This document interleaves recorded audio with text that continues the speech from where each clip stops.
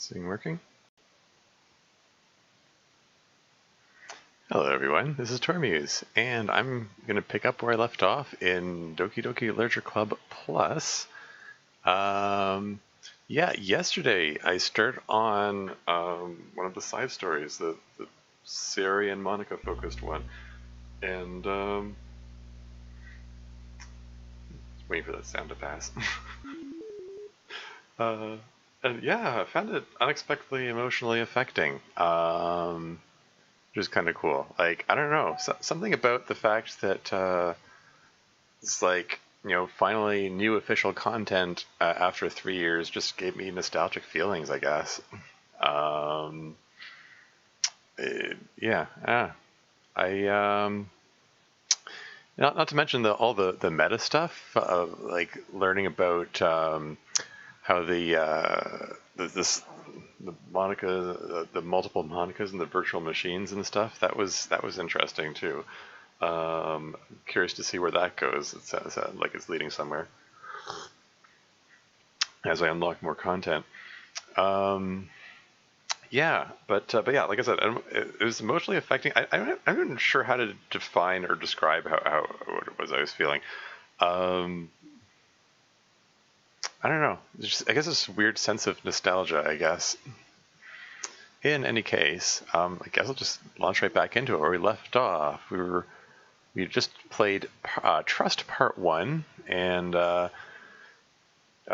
which is all about Sari and Monica meeting for the first time, and it ended with that poem, the picking the flower poem, or become the flower poem, which seems to hint at Sari's depression, and Monica's reaction to the poem suggests that she clued into the fact that, oh no, Sari's not as happy as she lets on. So that might be building to something. We'll see. Let's see where this goes. Begin the side story? Yes. Which, by the way, also kind of just... Oh yeah, it's got nice music too. It also makes it kind of extra sad, you know, how dismissive MC is of Sayori's poem, you know, because she recited that poem to him in the hallway in her route of the original game. And he's just, his first words out of his mouth was, "It's impossible to take you seriously when you talk like that," and just imagine how hurtful that must have been to her. It's like, why did she put up with him? You know, what does she even see in him? Oh well. Anyway, moving on. Here we go. Another day passes in a flash, and it's already time for the next club meeting. Although Monica should have come up with a plan for today's club tasks, she hasn't been able to shake her guilt and anxiety after reading Sari's poem. I'm so stupid. How did I let myself be the center of attention? Sari's going through these kinds of feelings, and I'm letting her comfort me instead of the other way around. What kind of club president does that? This whole time, I didn't even think to ask her about her own feelings. So much for the stupid vision. Sari enters the club room with her usual smile, but upon seeing the downcast Monica, her smile quickly fades into an expression of concern. Monica? Is everything okay? I'm really sorry. I'm such a terrible friend. Huh? What are you talking about? You're an amazing friend. Monica shakes her head. I made this all about myself. Even you said so yesterday. You told me that I'm trying to make the club that I need the most, right? But my problems are so trivial compared to yours. Sari responds quietly. What are you talking about? But as she says that, her face darkens. Through the silence, Sari mutters her realization. I left my folder here. Monica stares blankly ahead, unable to come up with a response. I wasn't ready to share those. Now you're worrying me. I don't want that. But why? We're friends, right? Wordlessly, Sari nods. Friends look out for each other. I want to be here for you as much as you're here for me. Another long moment passes in silence. The air is incredibly heavy.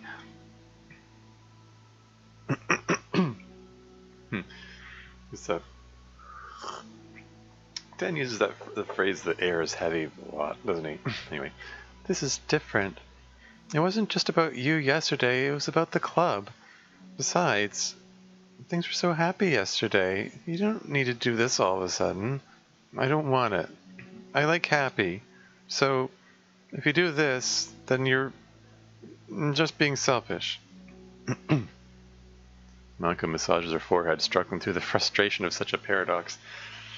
Well, I mean, you know, that's how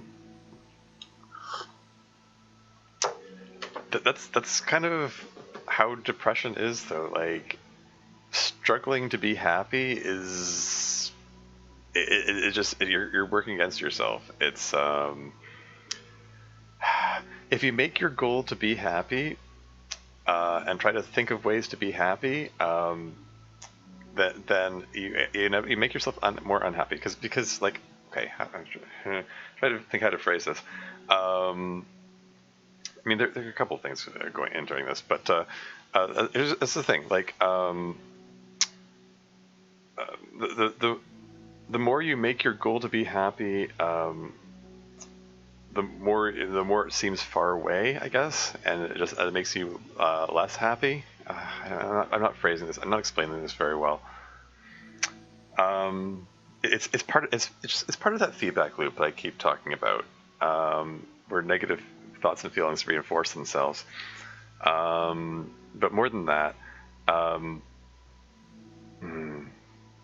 the other issue going on here is awkwardness also feeds itself. You know, like, I mean, like social awkwardness, or, you know, an awkward moment in a conversation, like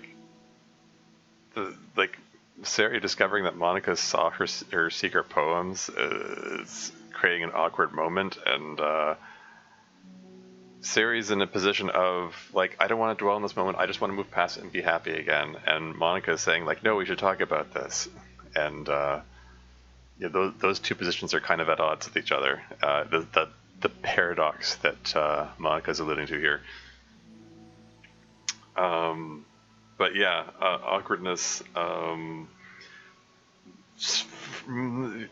Generally, in my experience, I believe the best way to move past an awkward moment is to just, you know, just try to breeze past it and move on to talking about other things, and hope that the other person can also do that. Don't dwell on the awkward moment, because it just makes it more awkward. I don't know. We'll see how they work this out. It's understandable that Sayori isn't ready to share certain things, but as unfair as it is for Monica to pry, it's also painful for Monica to force herself to ignore the needs of her friend. Yeah, well, she just stated her needs out loud. She said she doesn't want to dwell on it. That's the thing. It's sometimes you can't, as much as you want to help someone, like, they have to want to be helped, and trying to force your help on someone when it's unwanted makes things worse. So sometimes all you can do is say, hey, I'm here for you if you need me. I'm here for you if you want to talk to me. Like, if you want to talk to me, feel free to do so. And that's it. And leave it at that and move on. And that's all you can. Sometimes that's all you can do. And trying to do more just makes things worse. I'm rambling a lot. This is me getting on my soapbox again. I have strong feelings about these things. Anyway, moving on. I'm sorry I looked. I disrespected your privacy.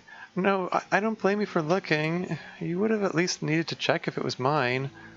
Yeah, Monica takes a deep breath. Okay. I understand that you don't want me to worry. And I think I'll be able to put this aside so that we can move on. But can you promise me something? Promise you what? Monica pauses to collect her thoughts. This is the Literature Club. It's a place where people can express themselves in the ways that life normally doesn't allow them to. That's the vision. In fact, it's our vision. Right the way into your heart, or whatever. So, I just want you to promise me that you'll remember that too. It doesn't have to be right now, but I want to be here for you when you need it. I want us to be ourselves like that. Sayori smiles gently. I'll promise if you promise. Unable to help but Monica returns Sayori's smile. I promise. Me too. As the conversation closes, the mood in the room is lifted. With that behind them, it's time to proceed with the club activities. Hey, there you go. I mean, Monica kind of said it in a bit of a roundabout way, but that's pretty much what I was getting at there. With that behind them, it's time to proceed with the club activities. So, want to teach me about poetry? Huh? But what about recruitment? It's fine. We have plenty of time for that. But right now, I feel like I want to do this. I mean, I do have to fulfill my end of the promise, you know? There's no way I could say no to that. Just don't expect much. I do a lot of writing, but it's not like I'm a scholar or anything. That's fine. I think I just need, like, some motivation. I never know where to start when it comes to writing poems. Starting isn't so hard. You kind of just need to write down your feelings and see where it takes you. Yeah, but that wouldn't come out any good. It's not supposed to. You're gonna have to fight your perfectionist mind on this one. Nice. You can just start by writing your feelings and see what kinds of things it makes you think of. And then you can turn your feelings into a little story. You can get your feelings down first and then make it sound pretty later. It's not like building a railroad where you go from one end to the other. It's more like a collage where you find all the things you want to put in and then you arrange them in a pretty way. At least that's how I do it. It's not like it's the only way, but it's a really good way to not get stuck right at the beginning. That's a good way of looking at it. I like that. The collage idea. Yeah, I like these metaphors. That's cool. No, I mean that's my experience with my writing too. Like, it's tempting to want to go start at the beginning and just move on to the end, but sometimes when you're writing, you just have to pick out what inspires you and do bits out of order, and then put them together afterward. You know, that's why first drafts are a thing. You can clean up the writing later. Anyway. But it's a really good way to not get stuck right at the beginning. I understand. Yeah, I always get so caught up in how it sounds that I forget about what's actually important. Monica pulls out a pen and paper to start writing on. Stop being a perfectionist, you idiot. I'm just kidding. Monica scribbles out, you idiot, after she writes it down. No, keep it. What? Why? Are you calling me an idiot? Of course not, but the point is that you're not supposed to police your feelings, right? Be as dramatic as you want. But I was just... well, yeah. Underneath the scribble, Monica rewrites, you idiot. She stares at the paper. This is cute. Her words stare back at her. It's kind of funny how I wrote down what I'm mad at myself for, and then did the exact thing anyway.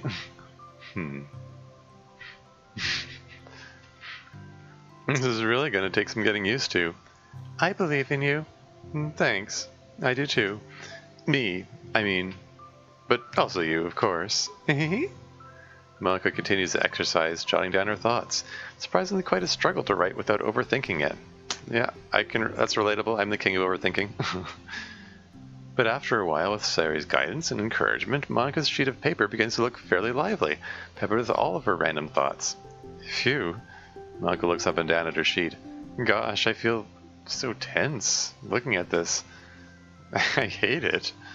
But it's also kind of liberating. I can tell how hard you're trying. It makes me happy. I think I'll be good at writing poems.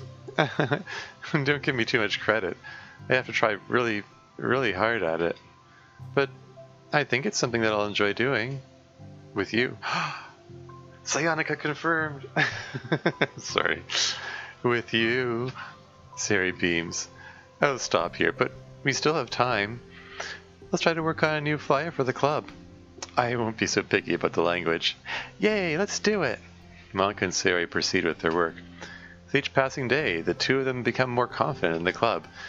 Not simply from their recruitment planning, but from their vision as well.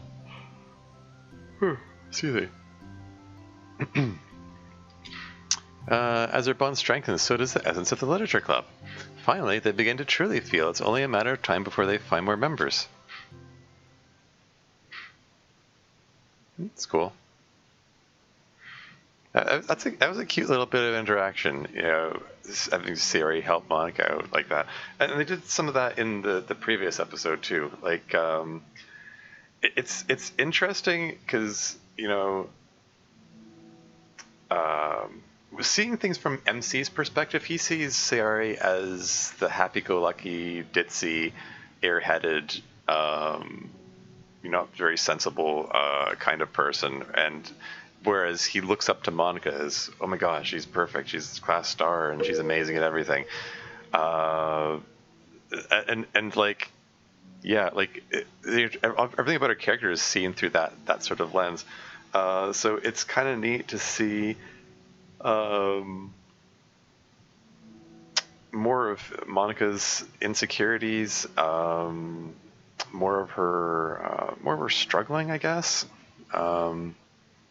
Like she's, and her having her perfectionism actually hold her back, and Sari trying to, you know, meet her halfway in that. Anyway, yeah, I don't know, it's kind of cool. Moving on. Another day passes. As usual, Monica is the first one to the club room. With her is a printout of the revised Literature Club flyer, complete with all the new ideas Monica and Sayori came up with. If only this was the flyer we gave to that one reading girl the other day. It's so much more attractive than the old one. But the new catchphrase is featured clearly in the center of the flyer. What, okay, everyone? I'm kidding. Write the way into your heart. Surely common sense would say that one writes from the heart, not into the heart. But the message being delivered is that one can use writing to discover themselves. Hopefully, Monica and Sayori had thought. Monica and Sayori had thought that it would be enough to garner some curiosity from students. That's worded weirdly. She's got that severe expression on again. Why do I feel so tense looking at this? Monica thinks back to the previous meeting when she performed the writing exercise. Was I always this bad at expressing myself? How am I supposed to be president if I can't even demonstrate what the club is supposed to be about? The Literature Club is truly beginning to take form. But with that, the weight on Monica's shoulders only becomes heavier. Debate Club was always about rigid structure, formulating airtight points and counterpoints and delivering them with conviction. It was about the person on the outside. That's why Monica was so good at it. It existed entirely within her realm of comfort. It's suffocating. I need to break through this mental wall. Excuse me. I need to learn to express myself for real. Monica pulls out a sheet of paper and grabs her pen. She presses the tip of the pen firmly against the paper. Is this going to turn to a dark puddle of ink like in the song now? But her hand doesn't move. Yeah. Instead, a tiny blot of ink collects around the tip of her pen. Monica lifts her pen and stares at the little blotch. For some reason, she feels compelled to run her finger across it. As she does so, the black ink smears across the paper, ruining Monica's canvas. Out of spite for herself, Monica presses her pen down once again, letting the ink collect. She creates a second smear on the paper. Come on, Monica. Just move your hand. Monica writes. This is what I get for seeking perfection. A stain.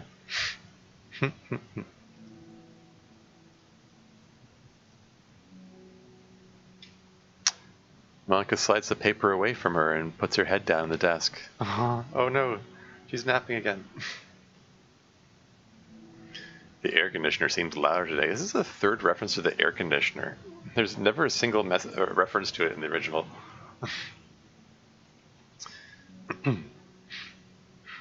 I'm here. Hi. Monica hears Sayori approach her desk, then stop for a second, probably reading the piece of paper. Then she sits down in the adjacent desk. Bad day? Mm-hmm. Me too. Aw.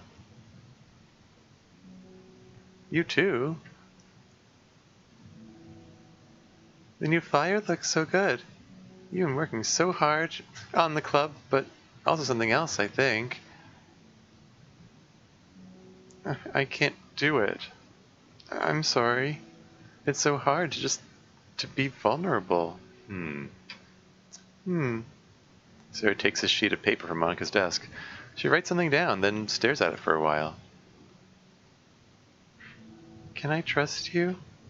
Of course. You can trust me with anything. Sarah gazes at Monica with sadness in her eyes. Understanding the signal, Monica takes the paper from Sarah's desk and reads it. Sometimes I want to die. Aww.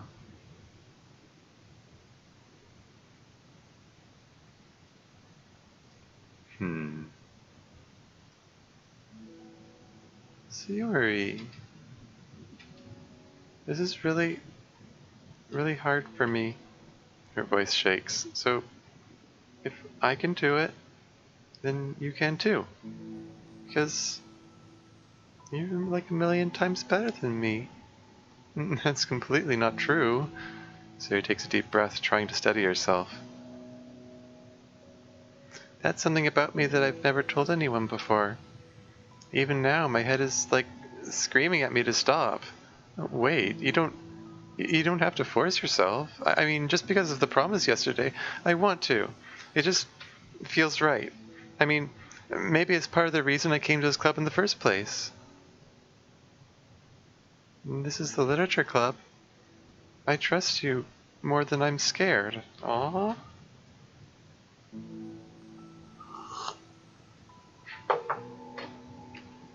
At those words, Monica stands up. Sayori must have taken days to work up the courage for this. Were Monica's own futile but genuine efforts actually the push that Sayori needed? Sayori's deliberate breaths can be heard over the air conditioner. As she prepares herself to continue, Monica waits in gentle silence. I have this problem where I get really upset when people worry too much about me. I can't control it. It's like, why waste your energy worrying about me when you can just be happy instead? So I never tell anyone about these kinds of thoughts that I have. It's so much easier to just smile and help everyone else be happy. But that's terrible. That's what Monica wanted to say, but she stops herself in fear of saying the wrong thing. It's just that if everyone knew about it, they wouldn't treat me the same anymore. Like, whenever I'm not smiling, everyone would worry about me and ask me what's wrong. I know that because it used to be like that. Sayori pauses, seeming to recall something in the past. Ooh. There's some fodder for fan fiction. What event could she be recalling there? Chemistry Cat's here. Hey, welcome. Hello, hello, indeed. I don't know how much you've seen, but Sayori just let Monica know that she's suicidal. So they're having a moment here. I just want everyone to be happy. That's the most important thing to me. And letting people look inside my head doesn't bring happiness to anyone. It's the start of the stream, but I'm glad I did miss the whole remaining bit. Yeah. Sayori pauses again, her solemn expression making her look almost like an entirely different person. How did you find the courage to tell me this? You're not worried that I'll be one of those people too? I am worried. Part of me really hates myself for doing this, but another part of me, I think, just felt like it would be different this time. Whenever we talk about what the club is supposed to mean, I kept feeling like it was right for me to do, especially after you've been trying so hard to express yourself too. It just made me feel like I could say it in confidence and our friendship doesn't have to change. It's so silly. The club is only 2 people, but it already means as much to me. Monica feels a tightening sensation in her heart, a feeling of connection as Sayori's emotions radiate between them. Me too. I was so lost until you showed up. You're so brave, Sayori. You're so strong and brave. I don't even compare. Monica steps forward. Hey, Slender. Welcome. Did I miss anything? Well, I mean, there's a lot of rambliness from me about the subject of depression and feedback loops and stuff, and then Sayori let Monica know that she's feeling suicidal, and they're having kind of a tender moment here.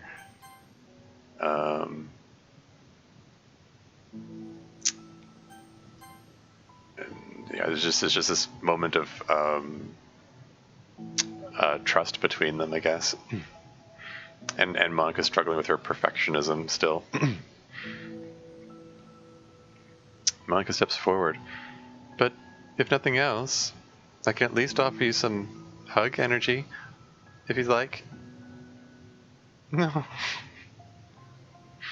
Wordlessly and without a smile, Sari rests her forehead on Monica's shoulder. Aww. It's not much of a hug. I mean, hug, you have to wrap your arms around each other. Come on. This scene is psionica fuel to last for decades. Yeah.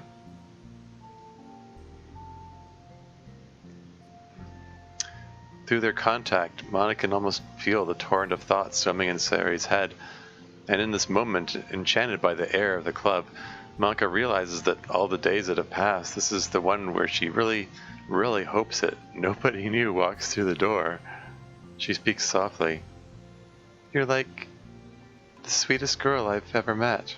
Aww. Little smile. You can say anything, I'll never judge you. I promise. Sari's breath begins to quiver. She takes several deep breaths, trying as hard as she can to start speaking, to say things that she never once dared to say out loud. Finally, she speaks in a choked voice. I'm so worthless. I'm worthless, and everyone would be better off without me. She expresses a sob as a tear falls down her cheek. I'm just an inconvenience to everyone. I'm not good at anything, and it just feels like everyone just has to put up with me, and I hate it. I hate it. The more Sari speaks, the more she fails to control her voice, falling victim to the overwhelming sadness clutching at her throat and chest. I don't want to have I want to have these thoughts. I want them to go away, and now I'm making you put up with me, and I just want to die. As soon as Sari loses her composure, Monica becomes determined to keep her own. She only wants to be what Sari needs right now, so she won't let any sadness show. Her voice comes through as soft and gentle. This isn't putting up with you. I'm just being your friend. Monica offers a few words of comfort. But she knows, Sari said it herself, that the thoughts Sari experiences are ones that don't belong. Monica can't magically make them go away. The most she can do is help Sari battle them like any good friend would do. You have so much value. Hey, newcomer. Hey, Avantgarde, welcome to the stream. Oh, and Thunder, yes, I saw you sent the follow for you thing. Yeah, it looks like there's a lot there. I skimmed bits of it. Yeah, sorry I didn't reply. But yeah, I was gonna say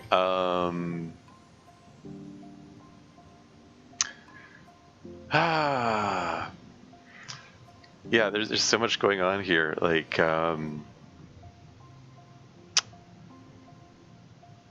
the acknowledgement that yeah, like this is you can tell Dan Salvato is trying to create some catharsis on multiple fronts here.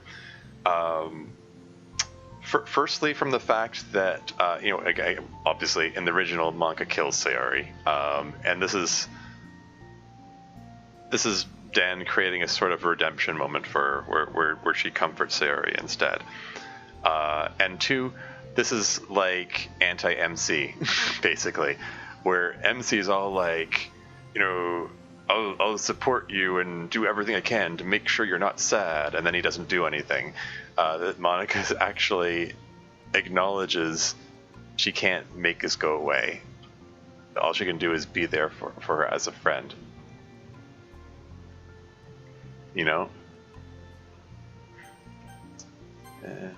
Song's so good. Monica's instruments, the piano, and the woodwind surrounding, and almost drowning out Sari's guitar in an effort to comfort her, reflects the scene perfectly. Nice. Hey, yeah, it's good analysis. Cool.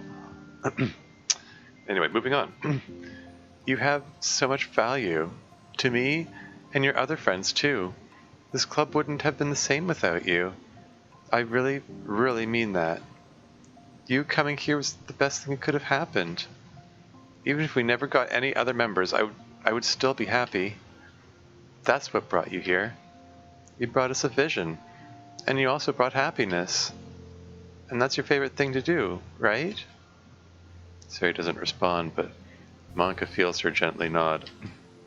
No more words are needed between them. The two share their embrace for a while longer, Monica letting Sari take as much time as she needs. Once her breathing steadies and her sniffles fully cease, Sari lifts her head and wipes her eyes. And another newcomer. Hey, Mani-chan? Hey, welcome. Welcome to the stream.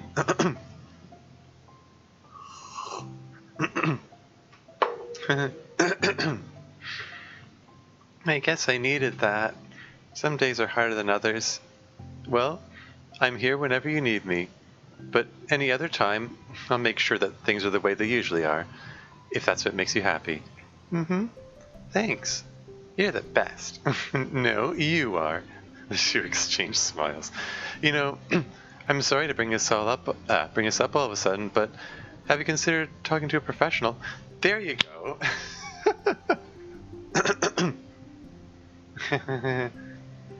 Oh, you like my songs? What are you the writer of the song? It's a good song. There's good music in this, honestly. But yeah, after all the times, going through the original DDLC, all the times I harped on MC for something like, get her to see a professional, or at least encourage her to see one. Like, bring up the subject, talk about it. Don't just insist. Don't insist that you know what's best for her. That's stupid. But anyway, don't care if it's non-canon so much. Yeah, exactly. But yeah, Monica encouraging Sari to see a professional. Here we go. Sari nods. It's scary.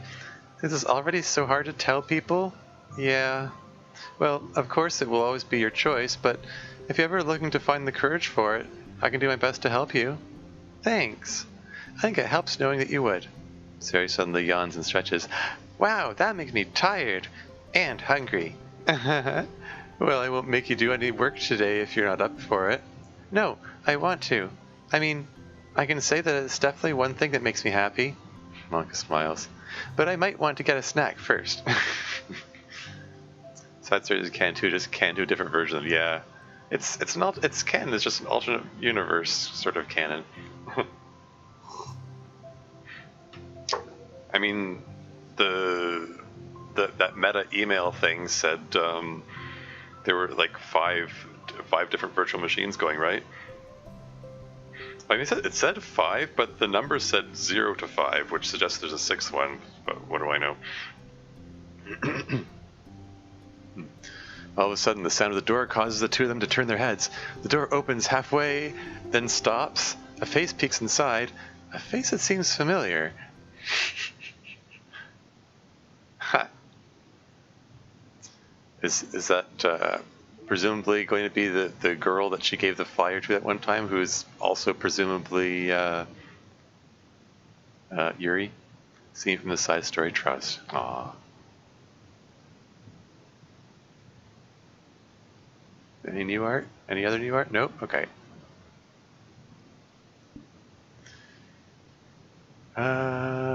Everything Monica says to say here is so perfect, especially you brought happiness. Even if no more people join the club, I'd be happy. Yes! I was so lost without you. Show how close they are. Yeah! It's a beautiful little scene there. On many levels. I like it. I love it. Yeah. Very cool. All right. Hey, without further ado, let's launch into the next one. Understanding Sari and Yuri. Someone said these are in chronological order. Is this going to be Yuri's entry here? And the club meeting is suddenly interrupted by the sound of the door, causing Monica and Sari to turn their heads. The door opens halfway, then stops. A face peeks inside. A face that seems familiar. There she is. That look. I don't know, this expression is always amusing. Like, there's something about the slightly crossed eyes. Sari's eyes widen, recognizing the girl. She very conspicuously mouths to Monica, "It's her! It's a girl!" It's true, the girl standing in the doorway is none other than the girl Sayori had come across reading alone in a classroom. Thanks to Monica leaving a flyer on her desk, it seems she's found her way to the club. Are you here for the literature club, by any chance? Am I in the wrong place? No, you're not. This is the literature club. Please come inside.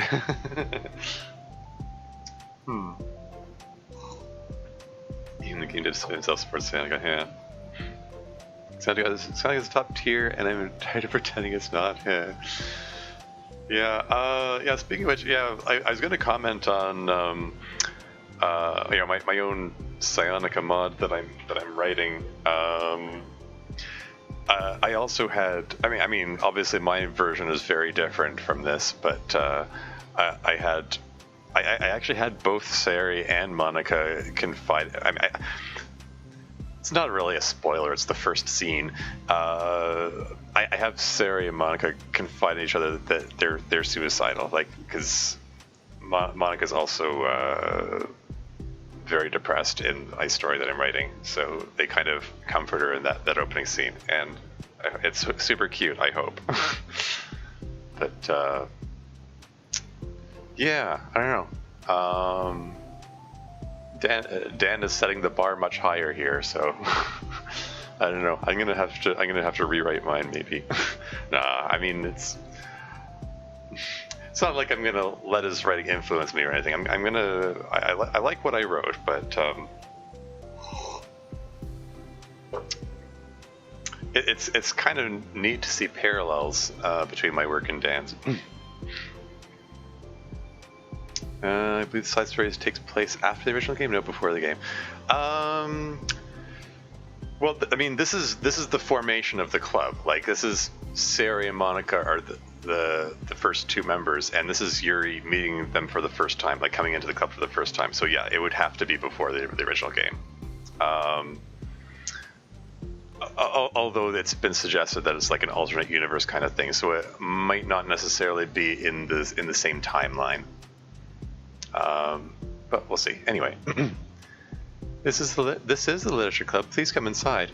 Yeah, and this I also wrote this sort of thing with Yuri coming in and being uncertain if it was a literature club or not. Yeah, we have to control some image maybe that runs over the base game. That's vaguely spoilery, but anyway. The remix of Play With Me, is it? It is. Hey, now that you mention it. Yeah, like all the songs are kind of remixes of various original songs. Anyway, yeah, please come inside. The girl fully steps in the door, but continues standing against the wall, avoiding eye contact. Sayori continues to fail containing her excitement. It's happening! Oh my gosh! Thank you so much for coming. Sorry, it's a little empty. I'm Monica, and this is Sayori, and we run the literature club, even though it's just us so far. But, what's your name, by the way? I'd like to join your club. That's adorable. She didn't even answer the question. She's like... It's like she had to clear the buffer. She's, Anyway. Still stuck on that thought. Already? Wait, really? Are you sure? I mean, I should be good enough. Everyone is welcome here. You don't have to be good enough. Oh.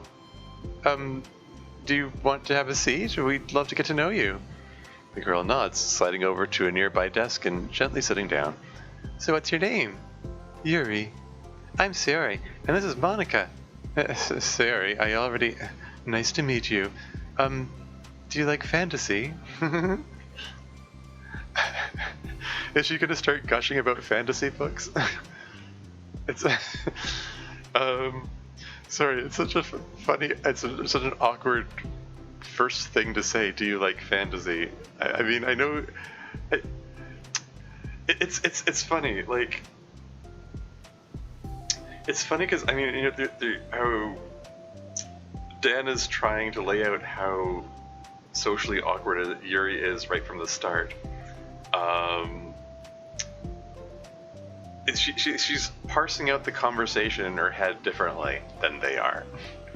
Like she didn't process them asking her what her name was, because she was still, when she came in the door, she was probably psyching herself up to say, "I want to join the club," and she just had to say that before acknowledging that they asked her what her name was. And the "do you like fantasy" is kind of, she's trying to think of something to say, and she wants to talk about fantasy books because that's what she's into, and she's just trying to lead into it. It's the only way she knows how. But it's just kind of funny, like, it's just funny how very differently they're parsing out the conversation. Like, from Sari and Monika's perspective, is just like, it's just a total non sequitur, but in Yuri's mind it makes sense to say it like this. Anyway, I don't know, I'm just rambling again. I just love this. This is cool. Like, books?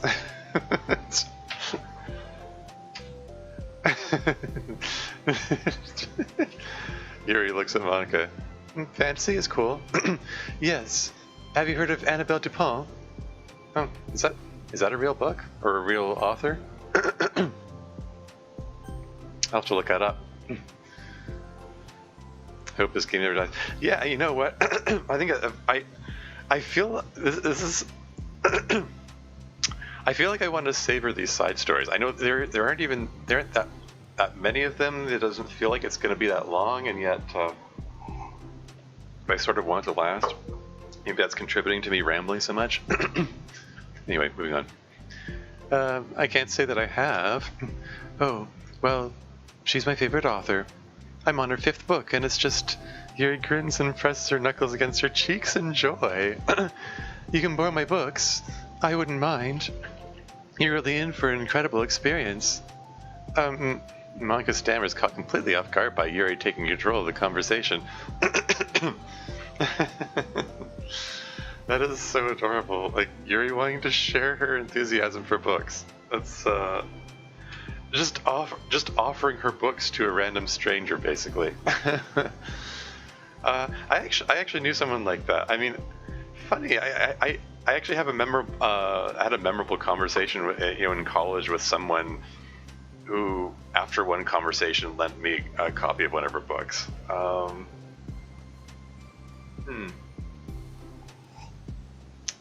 Yeah, looking back, I should have kept in touch with her better. But anyway, yeah. Anyway, it's just sort of very familiar, I guess. Anyway, moving on. Monika stammers, caught completely off guard by Yuri taking control of the conversation. She glances sideways at Sari, silently asking for help. I'd love to. Sounds like you're really into them, so they must be great. I'm so happy I found this club. Oh, I'm so stupid. I left all my other books in my locker. I should have brought them. Yuri quickly stands up. I'll be right back. I'll go get them for you. You probably only need to bring one for now. Sari nervously says that, noting to herself the considerable heftiness of the book that Yuri set down on her desk. True. Okay. I'll go get the first one then. Yuri exits the club room in a flash, leaving Monika and Sari silently exchanging glances. Oh my god, I wasn't prepared for this. How do I handle someone so intense?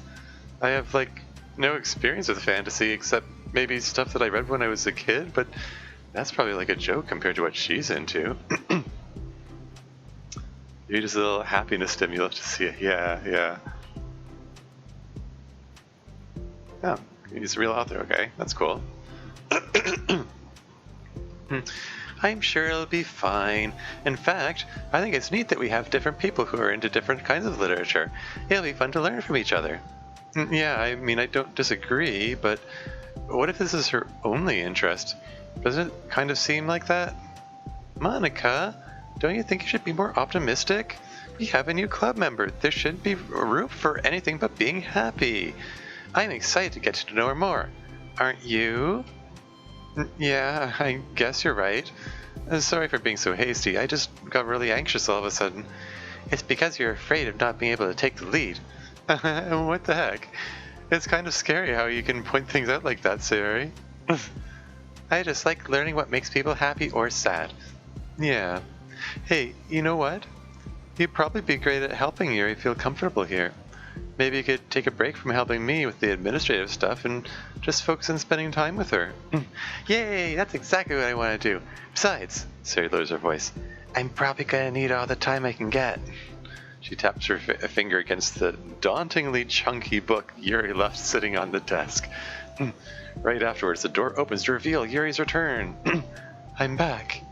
Her breath is slightly heavy, which, combined with her short time gone, indicates she may have ran at least part of the way. She makes her way back over to Sayori and sets the book down on her desk.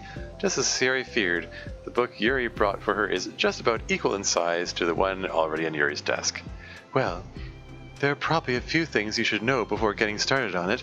There are some things that are more explained in other books that take place in the same universe, so going over those would be good to keep you from getting confused at the start. Yeah, I'm really curious now. I feel like I really have to. I feel like I have to look up Annabelle Dupont. Sari nervously interjects. Well, I was thinking that maybe today we could just get to know each other a little bit more. You know, I think like if we're going to be reading together, then I would like that. From across the room, Monka smiles and nods at Sari while Yuri isn't looking. Oh. Okay. This is like throwing a curveball at Yuri here. Yuri sits down and looks at their books, and then glances around the room, showing no indication that she has anything more to add. So, what made you decide you wanted to join the club? Well, I like reading, so I was immediately interested. That's it, right? I had no idea that someone was starting a literature club, but that's my fault since I haven't been paying attention to any of the club recruitment advertisements. I only found out because Yuri glances over at Monica. Monica? Monica came into my classroom and put the fire on my desk. Suddenly Yuri's face darkens and she shakes her head at herself. I was so stupid. I got too nervous and couldn't even look up, so she just walked out. It took me several days just to come here because I was afraid that Monica told everyone how inconsiderate I was. But I decided that was probably irrational. Wait. No, that was totally my fault. I felt so bad about interrupting you that I just, walked out. I was actually really hoping you would come by. Yuri exhales in relief. I always seem to interpret things as the worst possible scenario. Well, I was really nervous to come here, and for some other reasons too, such as there being too many people. Not that I mind that much, but I have a really hard time having to meet a large number of new people at once. So, it's actually amazing that it's just the two of you. I definitely came at the right time. Aw, that makes me happy. I'm proud of you for working up the courage to come. Yuri smiles warmly to herself. I've never really had the privilege of sharing my interests with others before. Aw. It's so hard to find others who are into the same things I am, except online. Ooh, okay. Hey, it's interesting.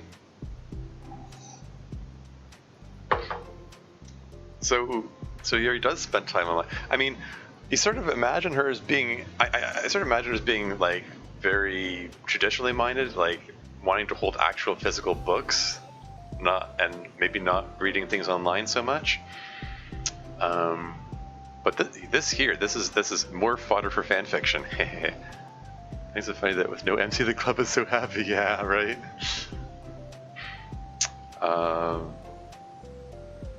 But yeah, So interesting. So I guess Yuri maybe has her own persona online. That's interesting. Very interesting. So I thought the literature club would provide a chance for me to do that. What kind of other things are you into? Like genres? I don't know, just anything, even if it's not literature. Oh, yeah, you're asking her an open-ended question. She's not going to know how to respond to that, Sari. Their blush. Just things you would think are dumb. Sari pauses, a look of concern on her face. How about I'll tell you about something I'm into, and then you can tell me about something you're into. I suppose that would be okay. Okay. Well, I'm pretty into, crafty things, like making cute little collages, or decorating things like cards or jewelry boxes. My room's always cluttered with random stuff because I keep buying things to make gifts for my friends, but then I put it off to the last minute. So, yeah, that's something kind of silly that I'm into. You sound quite creative. So it says I'm probably going to be watching these side stories a lot. Yeah. Not that much, it's just that you'd be surprised by how much you can do with scissors and glue and stuff. So, I have to share something that I'm into now, right? Sayori nods. She isn't going to talk about the knives. I can't imagine she would bring that up in the first conversation. Well, I guess I'm into nature. I love nature. Monica, I'm going to start a nature club. And no, you're not. You're stuck here with me now. Am not. Oh, yeah? Well, I hereby appoint you as vice president of the literature club. And that's how it happened. That's brilliant. I love it.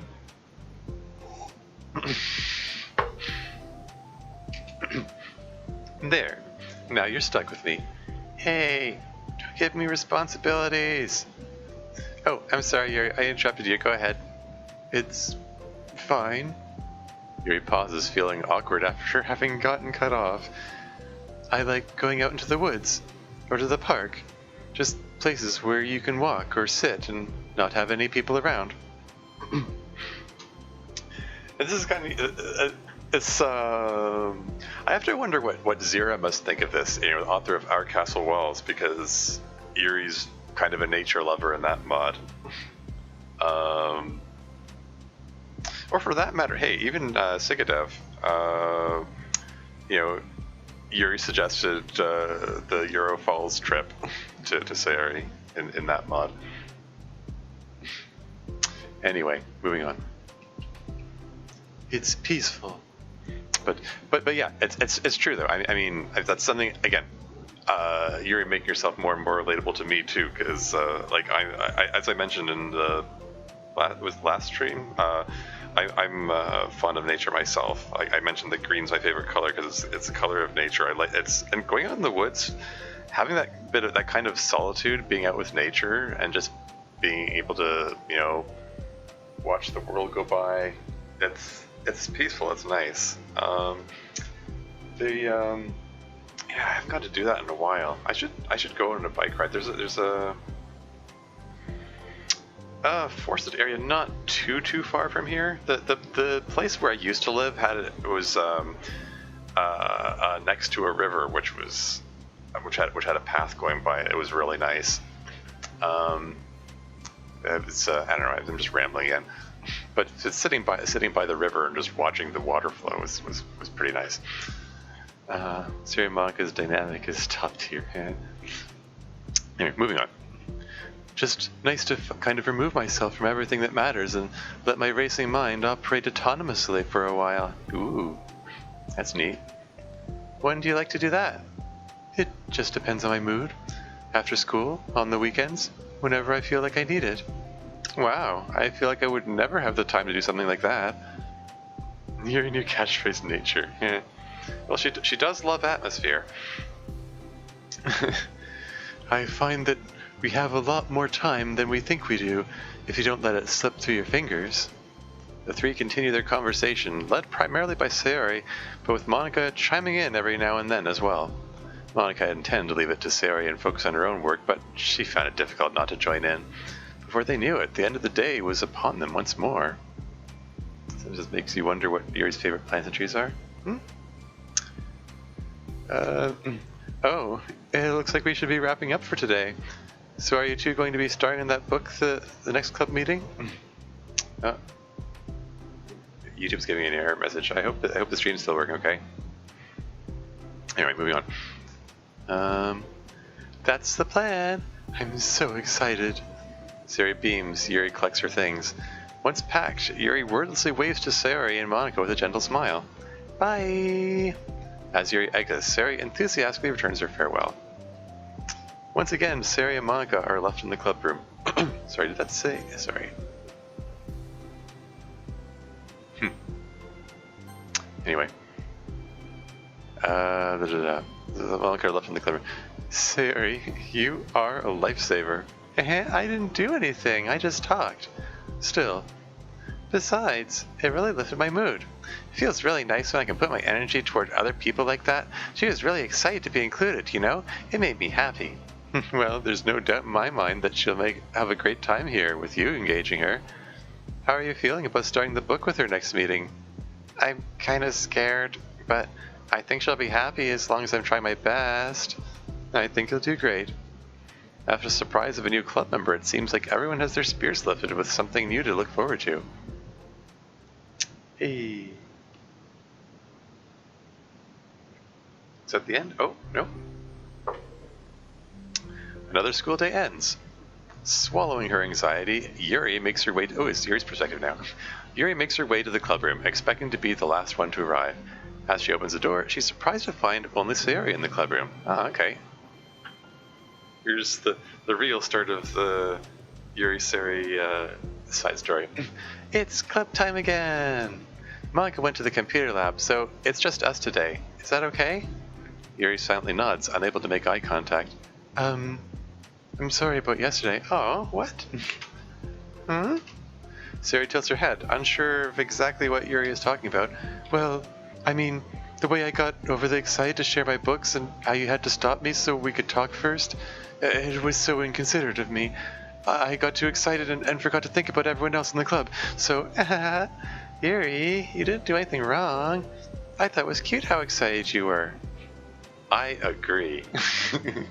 Well, still, I think I changed my mind about the book.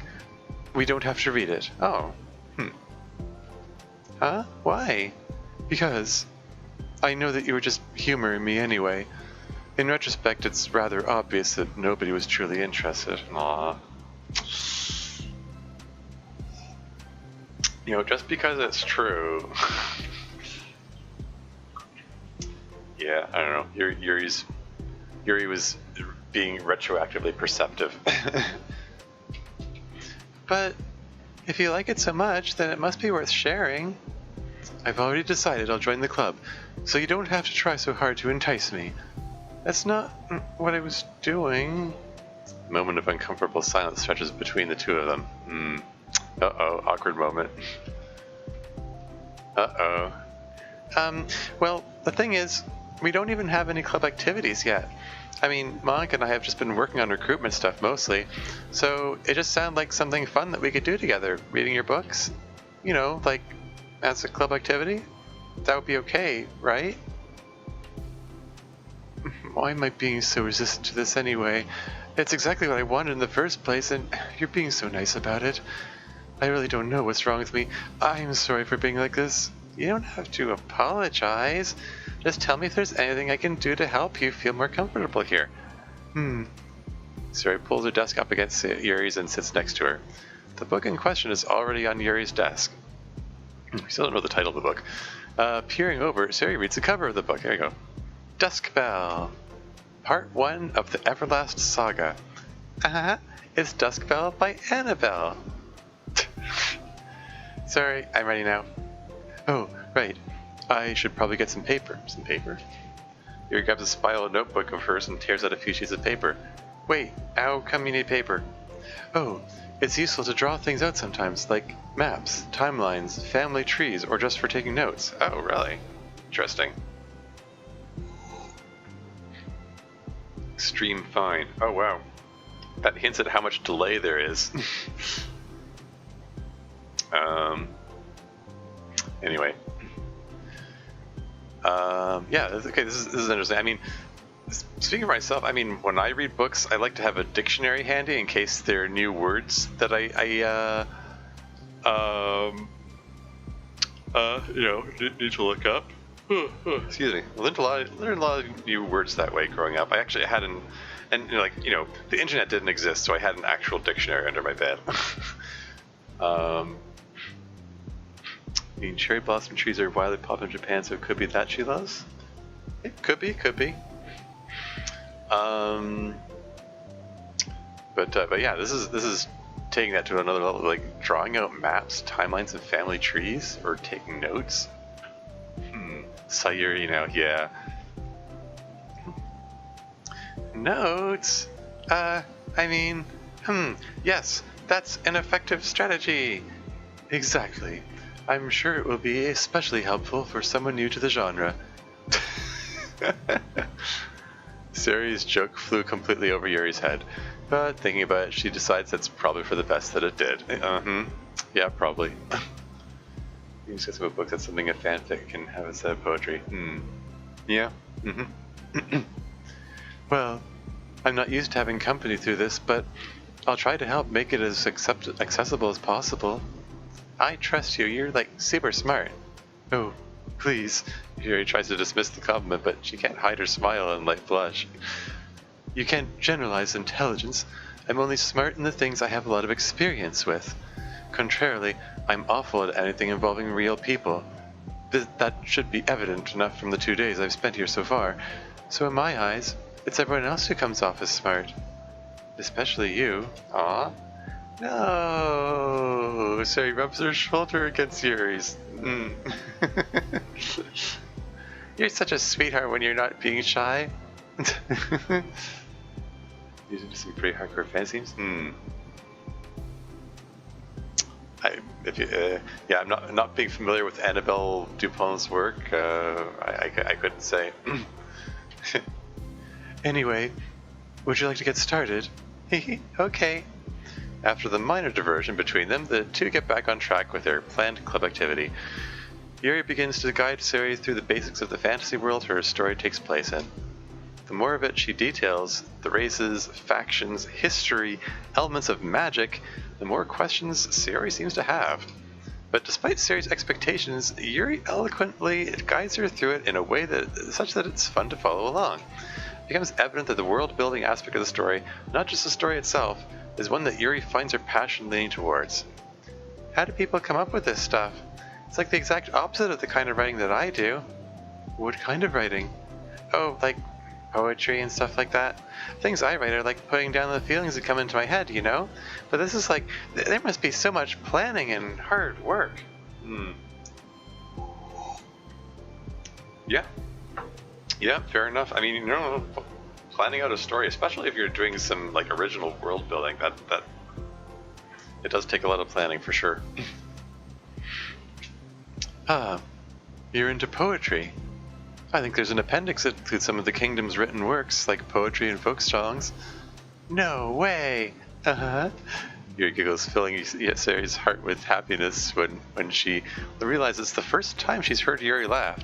Yeah, and she said, ah-ha-ha. Usually, it's Yuri more common says ooh with U's instead of A's. Anyway, it means Yuri must be having fun. Anyway, I think we can get started reading now if you're ready. Okay, but I can't read very fast. Oh, that's fine. I'm very patient. Patience is something I pride myself in. I see. Sari jots Yuri is patient into her notes. Nice. And welcome Afton. Welcome to the stream. We're into the second side story. I mean, it's part one of the second, yeah. Hi, nice YouTubers, yeah. Hi to you too. Anyway, this is a scene between Sari and Yuri. Yuri has just joined the club. This is their second day. Excuse me. And Monica's off in the computer lab, so it's just the two of them. Hey, that's for the book. I'm just kidding, but I'm kind of glad you're patient because I need that sometimes. A lot of times. Sari flips through the first few pages of the book, getting past the table of contents. Okay, chapter 1. The room becomes silent as the two of them begin to read. But the silence only lasts for a moment before Sari speaks up again. What does vindicated mean? You see, this is why you need a dictionary handy. Yeah, it is nice music. Sorry, just responding to Slender's thing. I love the music. Yep.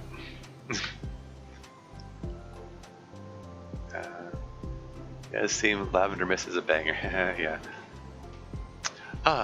Well, in this context, it essentially means that he was proven innocent. It's okay to ask questions, right? Of course. Sari turns the page. Are these footnotes? Mm-hmm. A lot of the dialogue has cultural references that require explanation to be understood. The two continue reading. It really is some hardcore fantasy there. I mean, hardcore world building that's going on. If they need footnotes in the first few pages of your own story to explain cultural references within the world you're creating. Anyway, Yuri's relaxed expression remains unchanged. Meanwhile, Sari's expression grows tense as she tries to make her way through the dense text. Up until now, their expressions had been reversed, with Sari easily navigating social situations and Yuri struggling in them. Their roles are reversed now. And fun time. Monica isn't here. Yeah. Sorry, you missed the bit where Monica was here. She just left. Yeah, the tables have turned. Wait, are they talking about the past right now, or the present? Where? Right here. They're talking about the past. These paragraphs are describing a flashback that Barnes is having. But they didn't tell me that. It's implied from the context. Sari rubs her temples. It's not making the book very accessible. Oh well. Two of them would continue, with Sari asking fewer questions. She begins to understand the value in the notes as she finds herself referring to them somewhat often and even adding to them. Okay, yeah, I guess it is sounding like the kind of book that needs it. But her reduction in questions comes not from her getting used to the reading, but rather from her fearing that she'll come across as stupid. That kind of insecurity there. At last, Sari reaches the end of the chapter. I think we can stop here for now. Okay. Sari takes a deep breath and closes what little of the book she's gotten through so far. So, what are your thoughts up to this point? Sari tries to find words. Am I doing well so far? Hey, Graves is here. Or Diablo Graves. I don't know. Here to the side stories. I still haven't watched all of part 10 yet, but yeah. Yeah, I got into the first side story at the end of part 10, so yeah, there's some good stuff in here. I'm enjoying these so far. I mean, even as much as I was looking forward to these, I'm actually finding I'm enjoying them more than I expected. It's really sweet. They're really cute. It's cool. Some really touching stuff too. Anyway, am I doing well so far? I'm not sure I understand. Well, I don't know. When it takes me so long to read and understand things, it makes me feel really dumb. But I really like how into it you get. It makes me want to keep going and to keep doing my best, so I can see it the way you do. So I can see it the way you do. The relaxation in Yuri's expression fades. Yeah, once again, they're parsing this conversation totally differently. Like, Sari is looking for the ways that Yuri enjoys it, so she can enjoy it too. Whereas Yuri's probably going to interpret this like, oh no, she's not as into it as I am, and therefore I'm doing something wrong by forcing her to read it or whatever. Alright, here we go. I see. After this, funny, I tried to join a club that was like a literature club, but I had to leave because I changed schools. It was fun though. Hey, as long as you had fun, I guess. Moving on. Yuri quietly gathers her things. We can continue tomorrow, right? Yuri pauses, then shakes her head. We can do something else tomorrow. But, I'm sorry. Wait, sorry for what? I don't understand. I'm sorry. I don't want to do this anymore, that's all. I'm sorry that I made you. Oh no, Yuri, no. Yuri leaves. No. Don't leave it hanging like that. Oops. Shouldn't say that. Like that. Oh, poor Yuri. Misinterpreting social cues. You weren't making me. Sari's left alone with her words. How did this happen? Well, we were having fun just a second ago. It's my fault. I said something stupid and hurt her. I should have just told her that I enjoyed it. Monica trusted me with this. It's the only thing I'm good at, and I still messed it up. What if she doesn't want to come back? Drowned in guilt, Sari stares blankly at her desk spread with notes. The book sits next to them. Right. If she wasn't coming back, then she wouldn't have left the book here, right? Unless she forgot to take it with her. Ah, this is horrible. Was it really because she thought I wasn't enjoying our time together? Or maybe she wasn't enjoying our time together because I'm not good enough? Probably let her down so much by having trouble following along. Yeah, I'm sure if I was smarter, she would be having so much more fun. I need to do better for her. Oh dear. Yeah, I guess that's why this why this side story is called Understanding. Anyway, because I guess they're having trouble understanding each other. Oh no. What kind of a sad point to leave off. Is it a new picture unlocked? Oh hey, it's the new Yuri picture. Finish side story Understanding 1. Yeah. Anything else new? No. Okay. And new music as well. Oh wow, yeah, unlocking lots of songs now. All right. Yeah, let's get into Understanding Part 2. Looks like there's a misunderstanding in Understanding. Yeah, no kidding. I mean, I think that's sort of what's about there. Anyway, moving on. For the first time, Sayori is the first to enter the club room. Anxiety courses through her relentlessly. Will Yuri show up today? Sitting at a desk, she stamps her feet in an attempt to calm down. Why am I letting this affect me so much? I'm doing everything I can to make Yuri happy, but my best wasn't good enough. Oh no, Sayori, no! Afton says, I have a whole notebook with horrible poems I wrote in a few books that my friends gave to me, but anyway. But it's still my best. I'm letting everyone down. I'm always just a disappointment. Sarah continues to wrestle with her self-deprecating thoughts.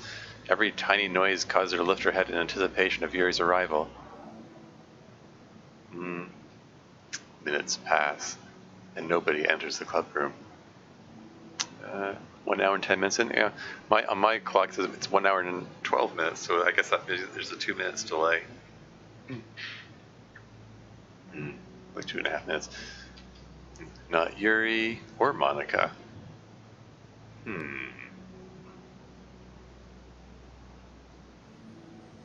Gosh, I'm so late. Oh hey, we shifted perspectives. Why did I offer to help those other students with their work? I'm such a pushover sometimes. I'm going to leave such a bad impression on new club members like Yuri if I'm not the first one there. Monica rounds the corner, approaching the club room. As she does so, Yuri? Yuri jumped at the sound of Monica's voice. She's sitting outside the club room against the wall next to the door. Oh no. She's afraid to go in.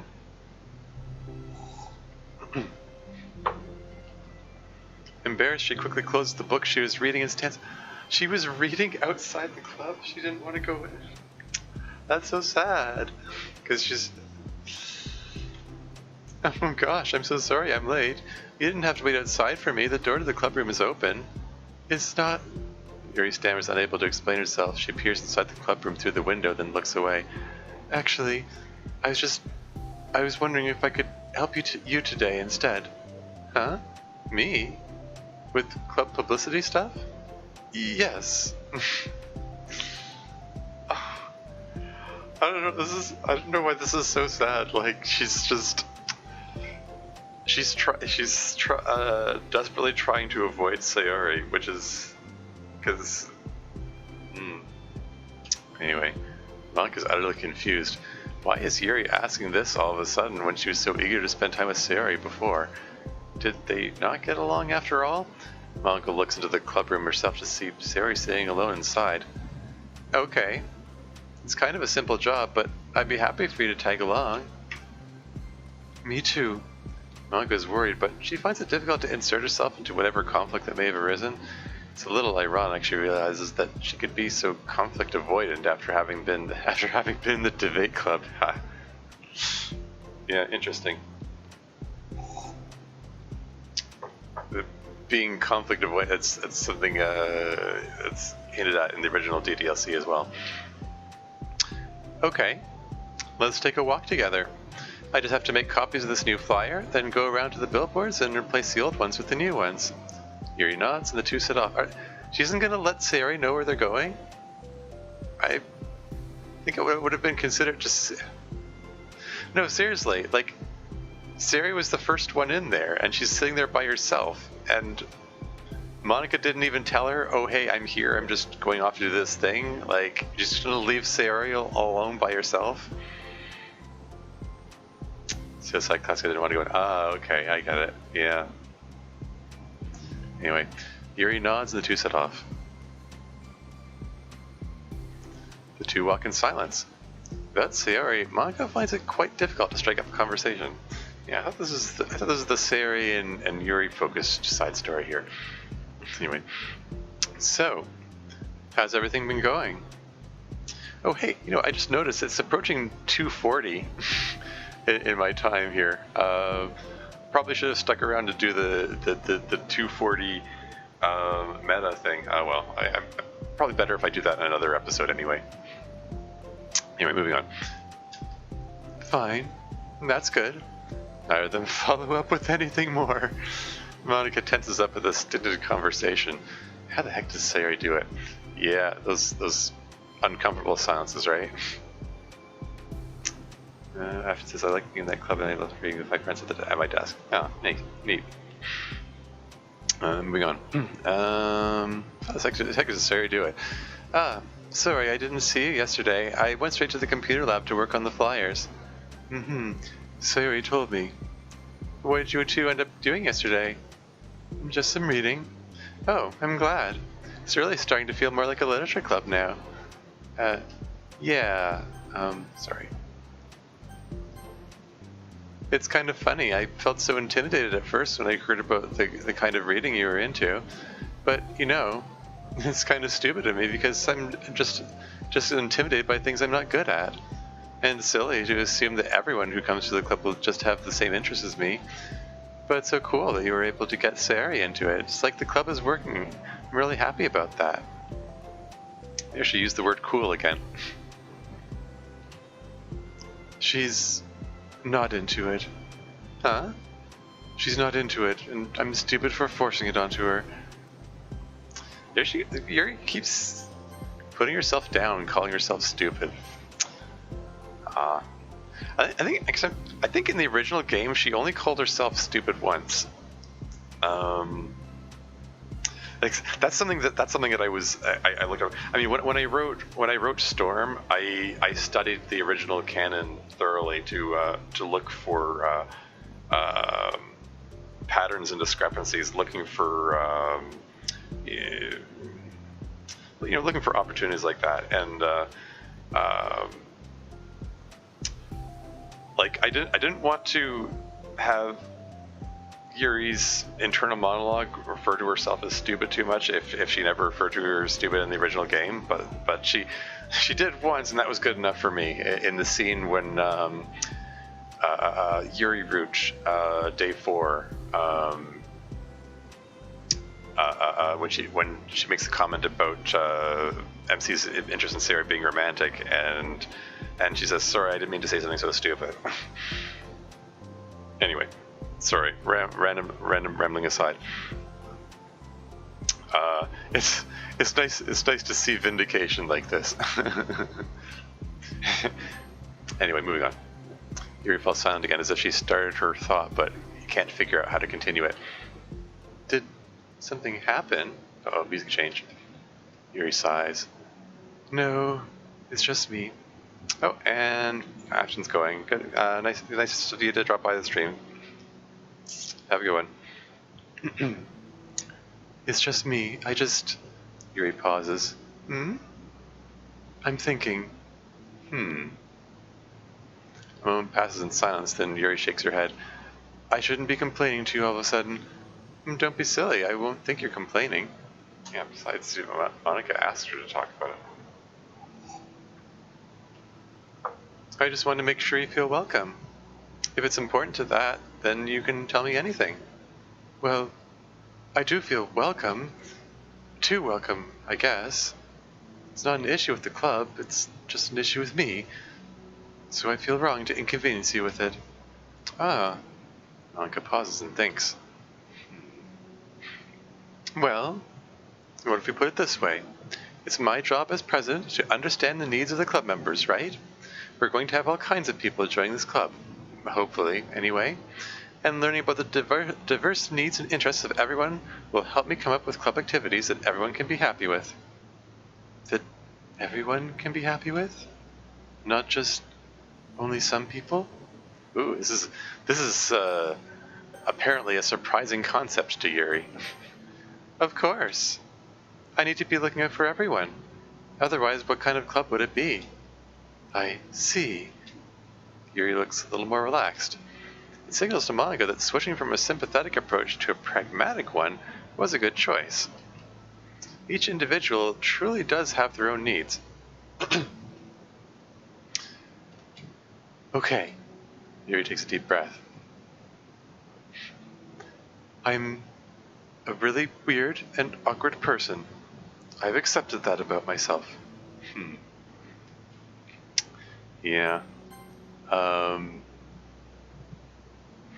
and I get the feeling that this is the overall message of this side story here. Everyone has their own. Each individual has that. Each individual has their own needs. I think this seems to be Dan's overall message here. I just don't know how to, I guess, connect with other people. How is it so easy for everyone else? How do you just make a conversation about any arbitrary topic? I can talk for hours about the things that I'm into, unfortunately so much that I don't know when to stop. But for anything else, I just have no idea what to say. So, I understand that about myself. I'm just not good with people. I can't help it. So it feels like whenever I'm confronted with a new social situation, I'm either ignored or made fun of or taken pity on. And Sayori falls into the third category. She... what? Hold on. You're saying that Sayori is taking pity on you? Yuri nods. I just want to be treated like a normal person. If you don't like me or you don't connect with my interests, then just tell me.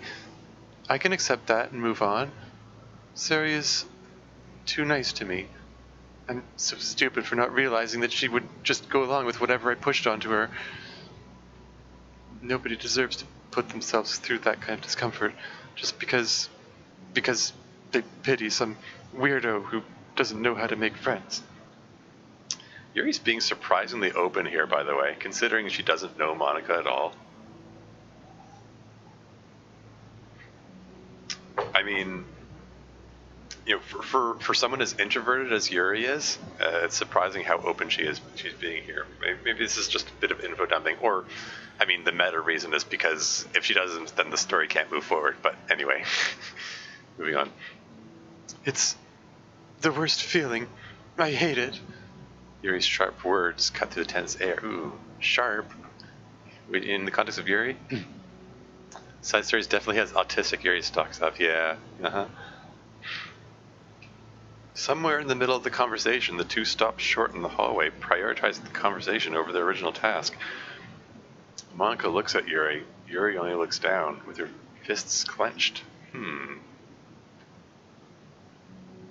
I think you should tell her that. I could never say that to someone's face. It's pathetic. Ooh, that's interesting. That's an interesting descriptor for that. It says something about Yuri's mindset.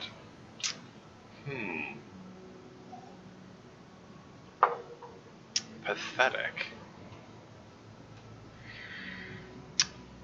Yeah, because I'm just trying to see how that fits into the perception of Yuri's worldview. Yeah, I don't know. I guess she doesn't want to admit she has a problem, because she thinks it'll make herself look weak and pathetic, I guess.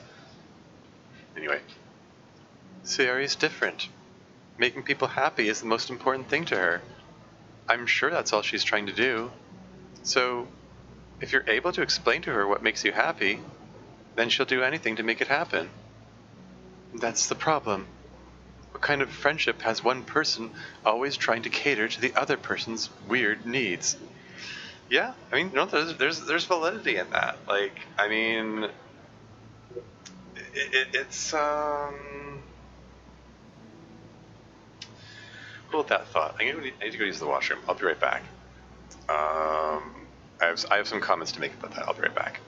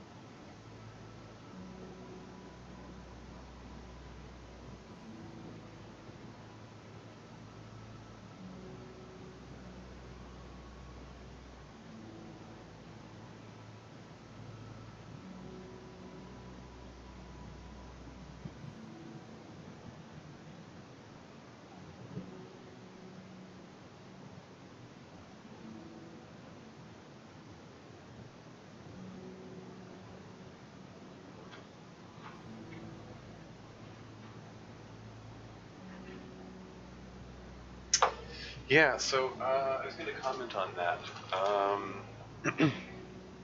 Sensors are opening up so many paths in the modding community, yeah.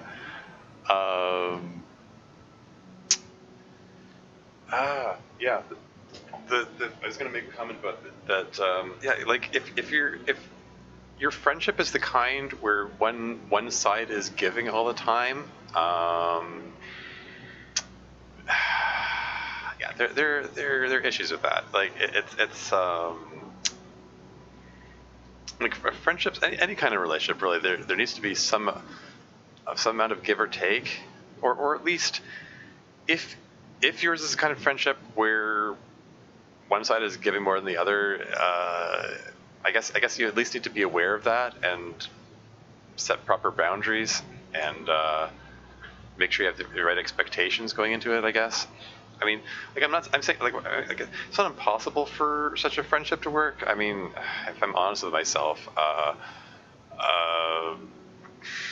there's at least one friend I can think of that I definitely feel like she gets more of the friendship than I do. Like, don't get me wrong, I enjoy talking to her. She always has lots of interesting stories, but it's important to have that awareness that I can't expect to get things in return. I can't expect to get more than more than like a really minimal. I don't know. I'm making it sound horrible. What am I trying to say here? I guess I'm saying I'm saying, like, Yuri's got a point here, but it doesn't have to be as black and white as she's making it out to be.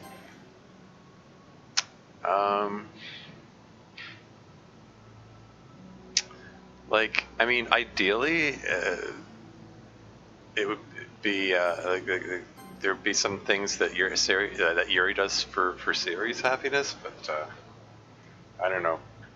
Yeah, Yuri's still kind of going about it the wrong way and like just trying to avoid Sayori. I mean, I am sort of on Manga's side that it would be good for Yuri to talk things out with Sayori, but I don't know.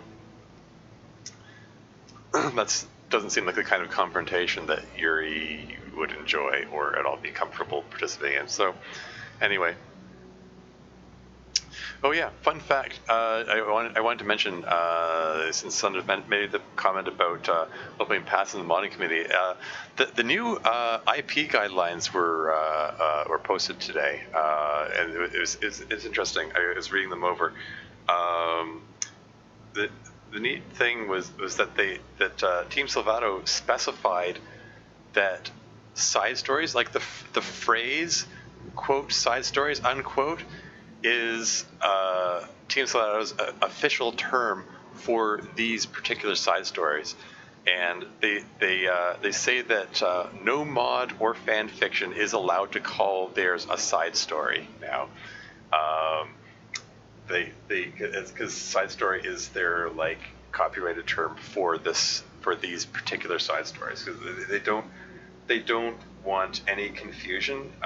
They want to be sure that if anyone makes a reference to side stories, that everyone knows it's referring to these side stories. They don't want any confusion around that.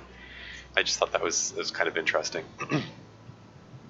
You're tends to see things as a bit too black and white at points. Yeah, that's pretty much it. Yeah, I mean, it's not just black and white, but she takes things to extremes. And she sees the worst in things, unfortunately. Oh well. Anyway, moving on. What kind of friendship has one person always trying to cater to the other person's weird needs? I'm sorry, I make myself sound so... No, I think I'm starting to understand. Monica hesitates to finish her thought out loud. Something that Sari would be able to say better. Sari is someone who will give anyone however much kindness they need in order to smile. But Yuri, who has difficulty accepting kindness, must be driving Sari to be even more assertive in her kindness, further exacerbating the matter. Yeah.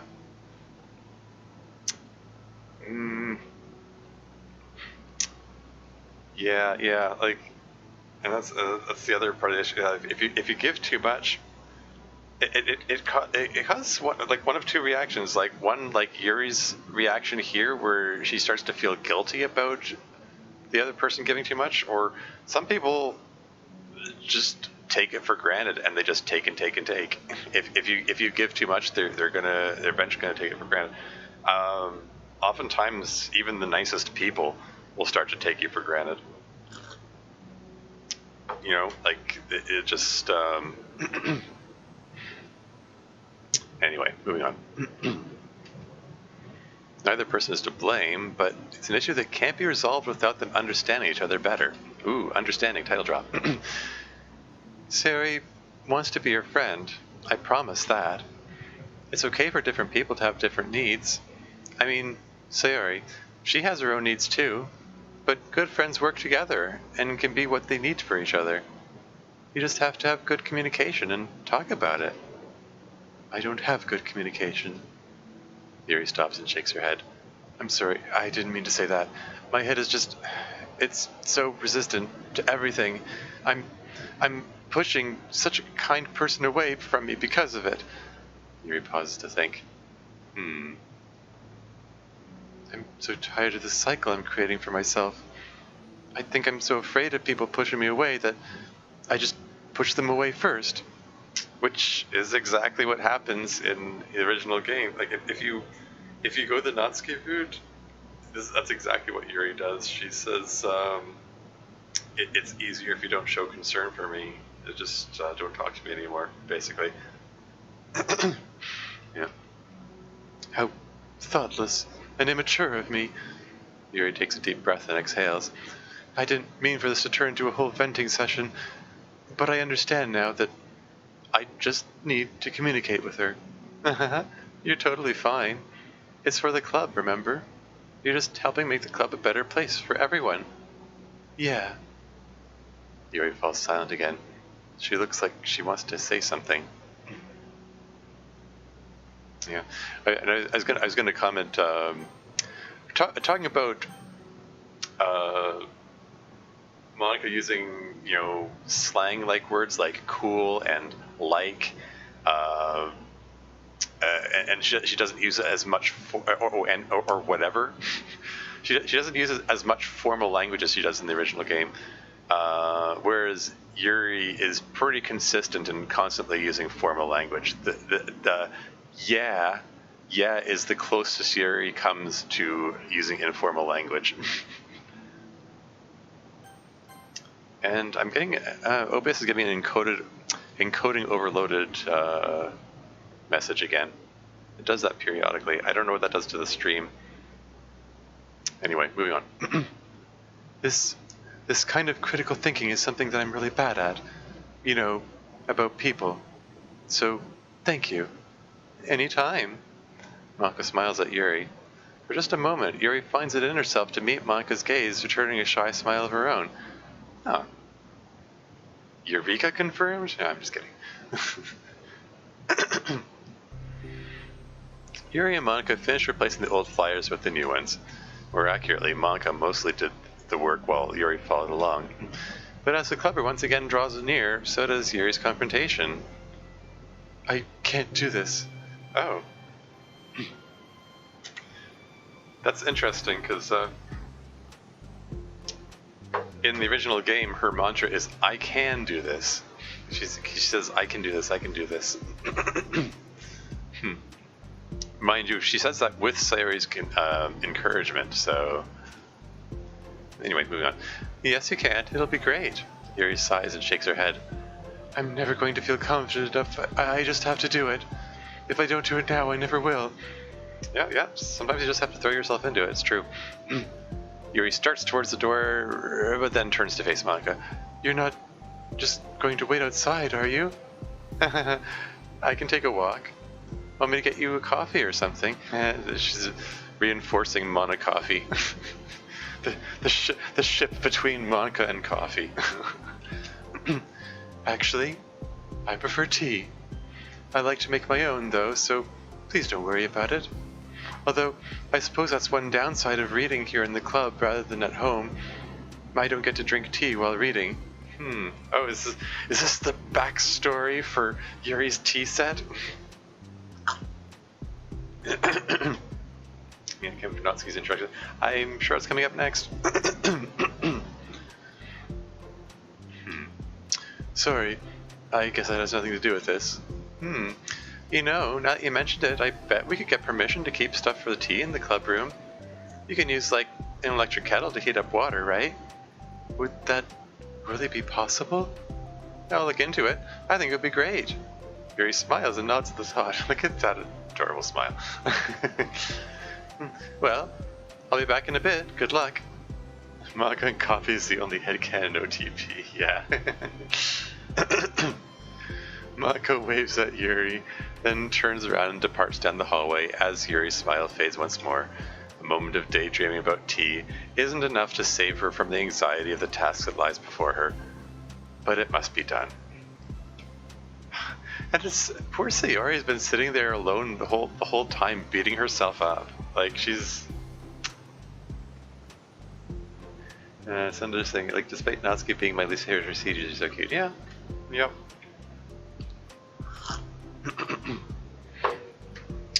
Taking one more deep breath, Yuri timidly opens the clubroom door. I can imagine this going like both of them being super apologetic now, right? Anyway, Yuri! Wait, hold on, I'm not done yet. Sayori shuffles a bunch of papers around. She's busy taking notes, trying to be better for Yuri. Yuri stammers, her words suddenly caught in her throat. At that moment, she realizes how Sayori's been spending her afternoon. Yeah, you know, it's funny the disparity between them. Like, Yuri feels bad because she feels like Sayori's trying too hard to impress her, and whereas Sayori feels bad because she feels like she didn't try hard enough. So they've got like exactly backwards perceptions from each other. Anyway, moving on. I wasn't expecting you to come today. I was really hoping to make it all the way through the next chapter first, but I got most of the way through it. And look, Sayori holds up a sheet of paper. It's a page of notes, beautifully produced with indentations, categories, and even color coding. Indentations, that's throwback to the Renpai days. As Yuri sees it, her expression shifts from anxiety to despair. Oh no. I was afraid you were getting disappointed in me, so I've been trying really hard. Stop. Yuri presses her fists against her forehead. Oh, there's another instance of her putting her hands to her face. Please stop. I can't take this. Yuri? Sayori's voice quivers in shock after having received the exact opposite response she was expecting. I'm sorry. Sayori looks away in guilt. Did I do something wrong? I don't understand, so if I did something wrong, please tell me. Yuri shakes her head. No, it's me. I keep putting myself in these situations where people are afraid to treat me normally. If you don't like this kind of reading, it's okay. Please just tell me. I don't need to be treated differently just because I'm weird. But I don't treat you differently. I just want my friends to be happy. So I thought that if we did something together that you really like, I don't want your pity. Oof.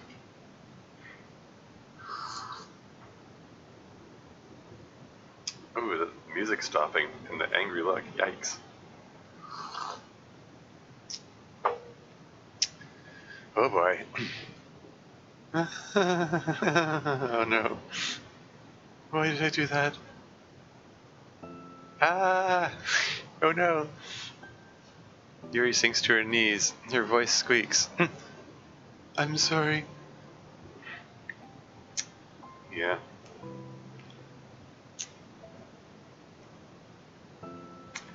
Ah.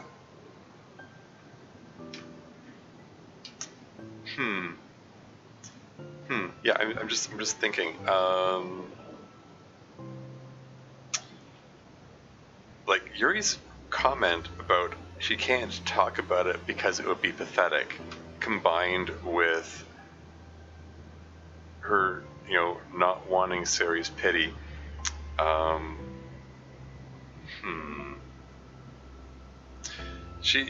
Yeah, I don't know. It's just really what it is a overall reflection of just how badly Yuri sees herself, really. You know? She doesn't see herself just as being someone with different interests. It's, yeah, I don't know. She has a super negative opinion of herself. That if someone shows interest, it must be out of pity, and it makes her feel pathetic. And she does, as hard on herself as she is, like she does have some kind of streak of pride in there, I guess, that she doesn't want to be pitied. Anyway, moving on. Tears of guilt and self-loathing began to stream down her face. Oh no, self-loathing. It's the worst. Aw, poor self-loathing Yuri. This isn't how it was supposed to go. Why is it so hard just to articulate your thoughts? Why do you end up pushing everyone away from you? Yuri's mind pounds with internal accusations as she shuts her eyes, unable to face Sayori or the rest of the world. She should leave. Just escape from here before Monica sees her like this and before Sayori tells Monica what she did. But before Yuri can put any strength into her legs, she feels a warm pair of arms gently wrap around her from behind. Aww.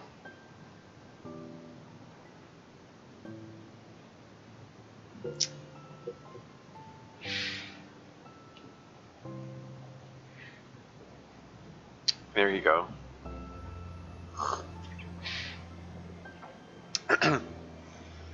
It is sad scene. Yeah, it is. Yuri's so gosh darn hard on herself. I mean,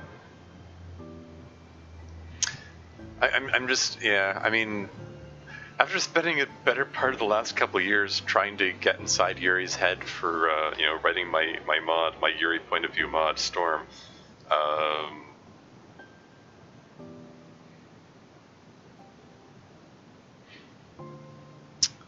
Yeah, I don't know. I'm trying to form thoughts here.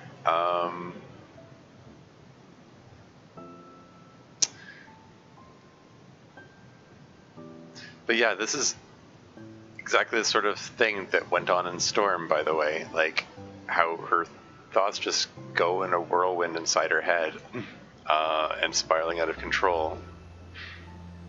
And, yeah, and yeah, the CG, yeah, and the music contributing to the atmosphere too. I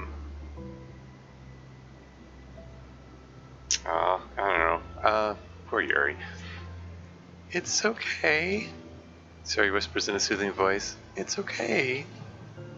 It's okay. Overcome by despair, Yuri finds herself unable to protest or pull away from Sari's kind gesture. Yuri sniffles, breathing heavily through a clenched throat, trying with all her willpower to control herself. I understand. I understand that the things you're feeling in your head are different from the things you're trying to say. I know that must be what you're feeling right now. I promise I understand that. So, I'll give you as much time as you need. When you're ready, just tell me your feelings, and we'll talk about them together. Okay? Yuri sniffles again and nods her head. She gives herself a minute to compose her thoughts, then speaks while steadying her voice. I think that I've gotten so used to people being weirded out by me that it feels like anyone who's nice to me is just doing it out of pity. I'm so horrible with people, so it makes me not want to believe that someone can actually like me for who I am.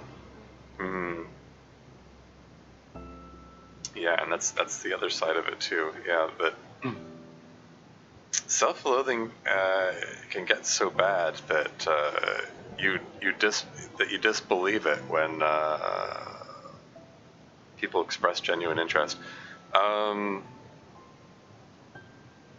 I mean, that's something I'm guilty of in myself, for that matter. I frequently make comments about how oh no, I'm getting rambly again. Oh no, I'm rambling again. I'm afraid of being uninteresting, and frequently wonder why anyone would want to watch my channel. I mean, in the context of my YouTube channel, but really, it could be any circumstance, any kind of social circumstance, really. And gosh darn it, like, Yuri's just so relatable. I mean, I've been saying that for years now, but remember such when Monica comforts Sayori, yeah. And this cycle continues. Anyway. I'm so horrible with people, so it makes me not want to believe that someone can actually like me for who I am. Yuri pauses, but Sayori doesn't interrupt. Rather, she waits for Yuri to continue. I got so excited when I joined the literature club. I thought that it was finally my chance to make friends through my interests, because my interests are the only things I know how to talk about. It's all I have going for me. But then, whenever I catch myself getting overly obsessive in front of other people, it feels like I'm making a fool out of myself.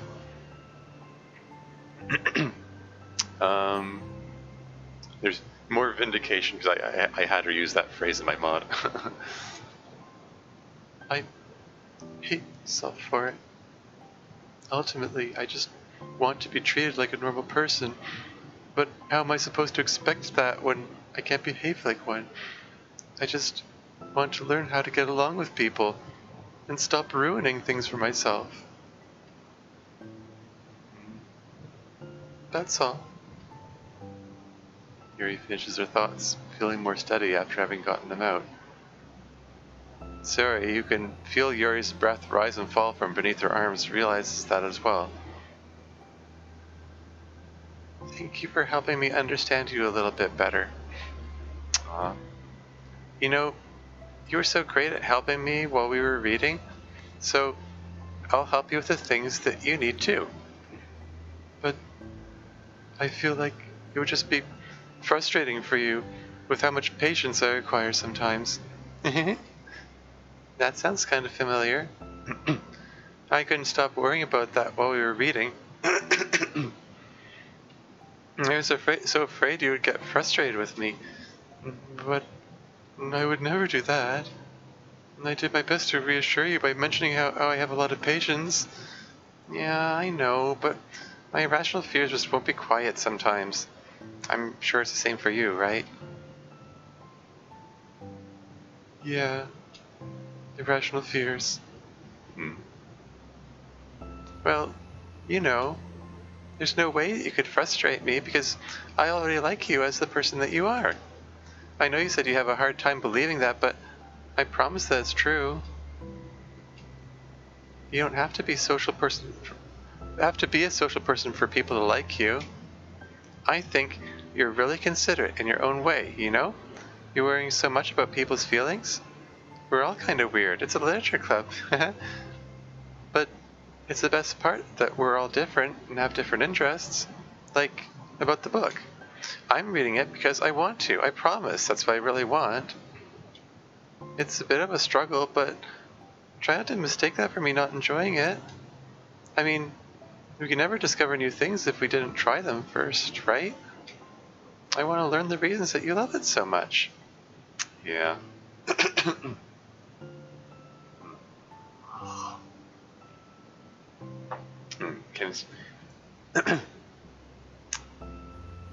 Sayori's trying to comfort you. Yeah. Kenji guys, as if it makes you feel any better, the rambling is something I like about these streams. People's thoughts are super interesting. Cool. Hey, and you know, it's actually apropos for this scene, because Sayori is that's basically where Sayori is coming from here, and that excuse me. It's taking her out of her comfort zone, but she appreciates that because she's trying to appreciate different perspectives and learn things about Yuri by you know, by enjoying it along with her, you know.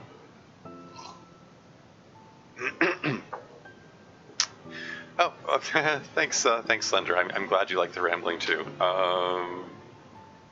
I don't know, something I feel self-conscious about frequently. You know, it's the whole autistic thing, and you know, like it. Here I'm playing with the chord again.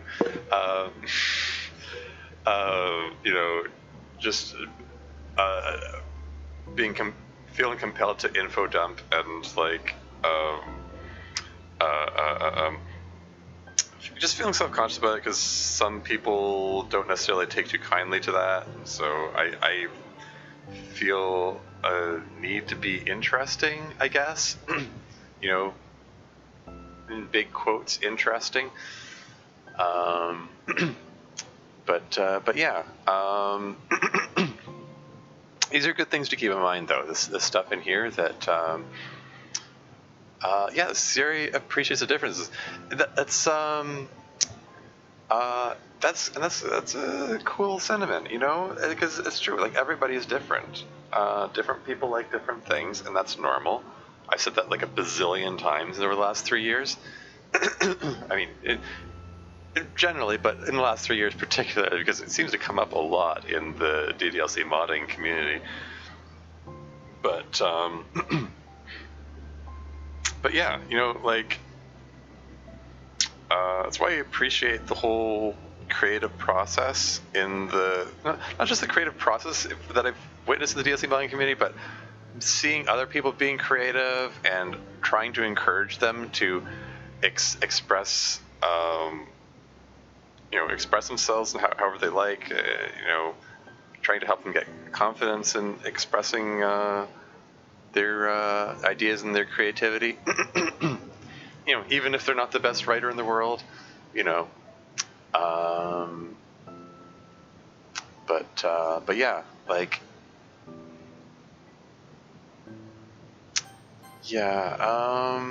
I want to learn the reasons that you love it so much. And I've had this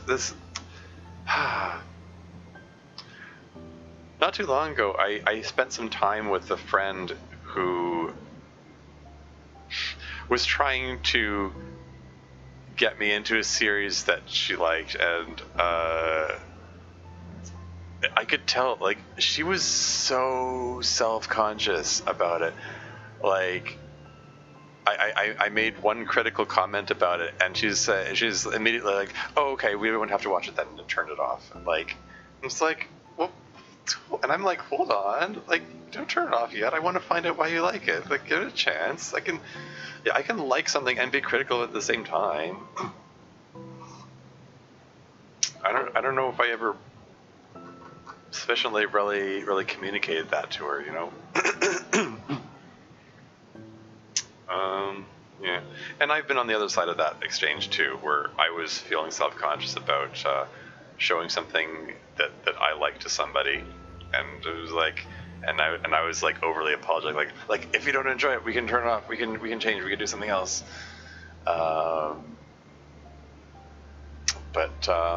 Yeah, I mean, I think in times like that, it's good to keep in mind that like letting the other person get into it at their own pace, even if it's out of their comfort zone. It's I don't know. What am I trying to say here? Like, it's one way of just generally, a general level, like connecting with other fellow human beings. It's valuable in that sense. Oh, it's interesting. Ever think of doing a podcast? Sure, that could be cool. I sort of feel like it would need a topic. I also sort of feel like I would want someone to do the podcast with, bouncing off ideas off and so on. I mean, for a while, I participated in the podcast with Logos and Weiss in the DDLC modding community.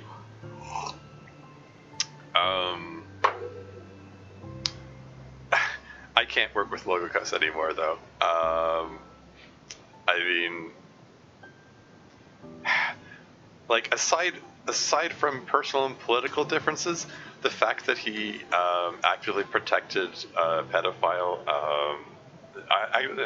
just makes me go, like, I want to stay the heck away from that guy.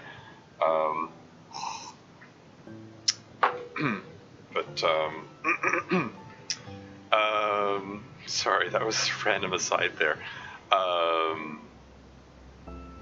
I know he'd probably resent me for saying that. I mean, he can go ahead and resent me. Like, I mean, it's what he did. No matter how defensive he gets about it. Yeah, I don't know. If I found the right person to do it with, I guess it could be fun. It could be neat.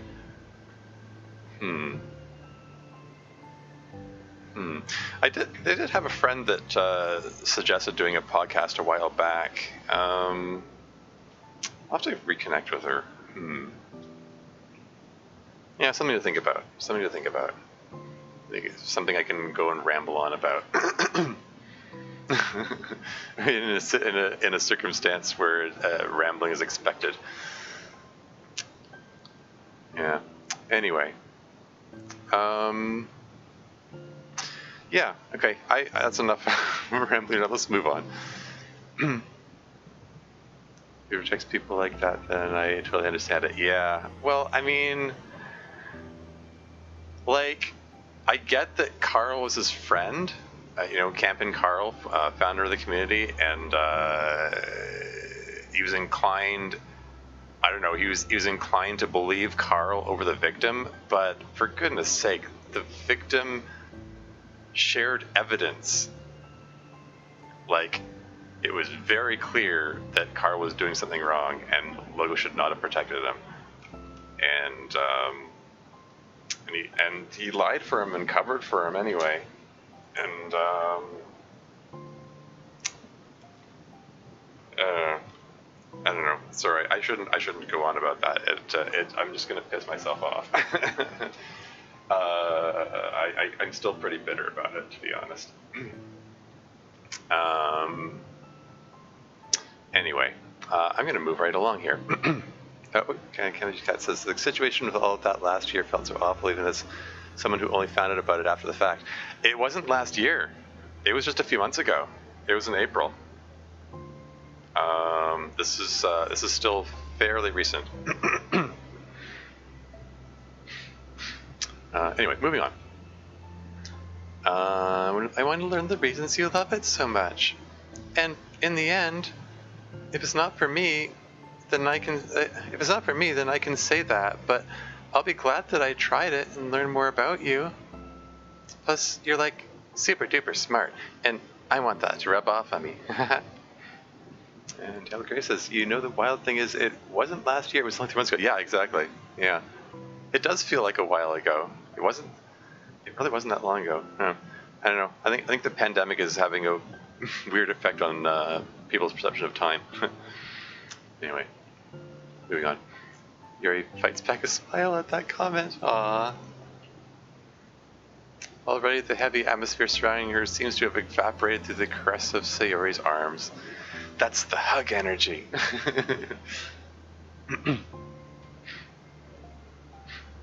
Aw. Your hair is so pretty. I always wanted long hair, but I was awful at taking care of it, so I cut it all off. Oh, origin story for Sayori's short hair. Funny you mentioned that, because in my Psionica story, I gave her a different origin story for her short hair. Mind you, I'm not going to get into that. Moving on. Oh, Yuri's blushing. Yuri's tension relaxes. For once, she feels okay just listening rather than worrying so much about saying the right thing. Sayori, sensing Yuri's comfort, lets her rest. It must be so difficult for her to feel relaxed around other people. But if the literature club can make it happen, then it's something that she deserves to experience.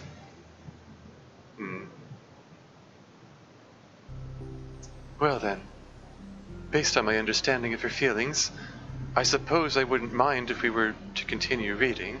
That's what I wanted to hear. But we can stop at any time. If you truly don't like it, please be honest about it. I won't be offended. Yeah. I mean, you know, Sayori, you have the option of doing a little of both, like spending some time with the book and spending some time like socializing or doing other stuff. Like, you can, you know, it's all about balance. Yeah, Slender says, offender or not, it doesn't matter. Carl did something disgusting and vile. He deserves to be cut off by everyone else. Yeah, pretty much. Yeah. Yep. Oh, I agree. Anyway, moving on. Of course. I'm not going to judge anything this early on, though, so we'll just see what happens. Oh, and, it's not good to touch people without their consent first. I was thinking that, but I was, I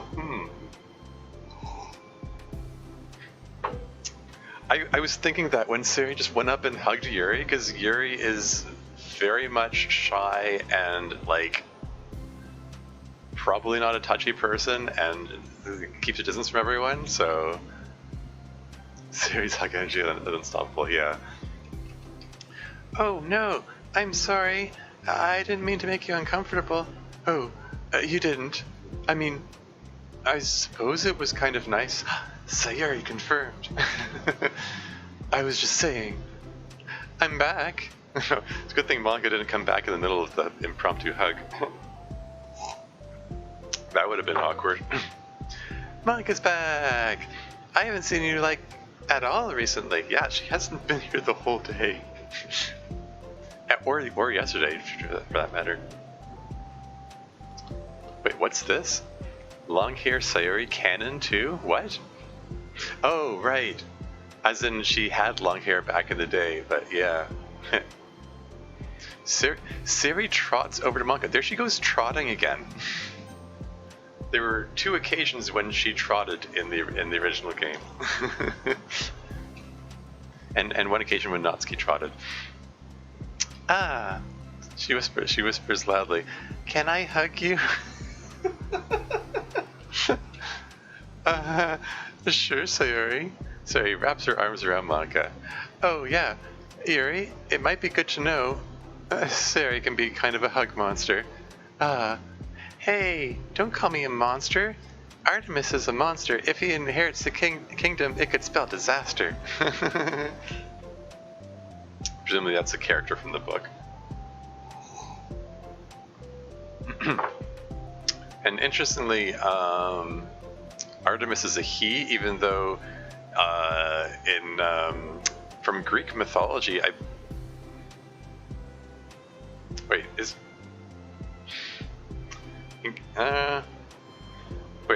was going to say, isn't Artemis a girl? But maybe I got that mixed up. Maybe I might be getting my Greek gods mixed up. Maybe Artemis is a guy. I did once know a girl named Artemis. I don't know. Anyway, I'm rambling again. And yeah, sometimes you guys bring up things for people like him too. Yeah. It's he was pretty despicable.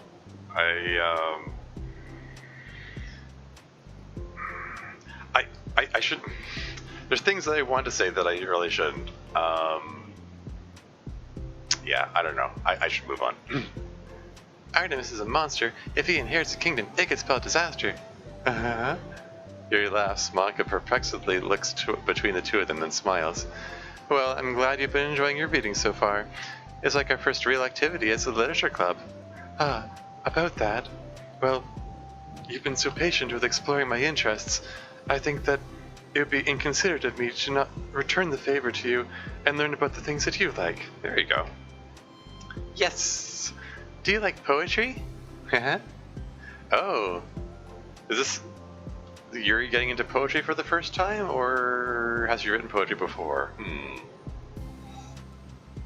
If you guys to say, okay, so powerful in side stories that its material is throughout the entire set of side stories. Yeah.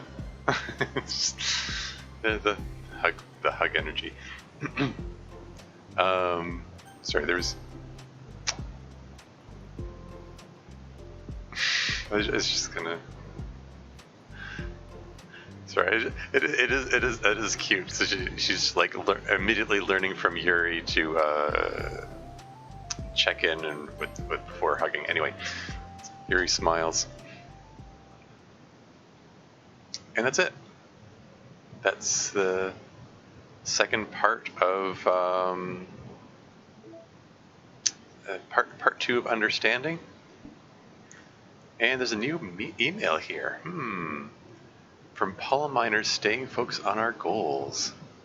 Again, from 2019. These are all from 2019. They're out of order.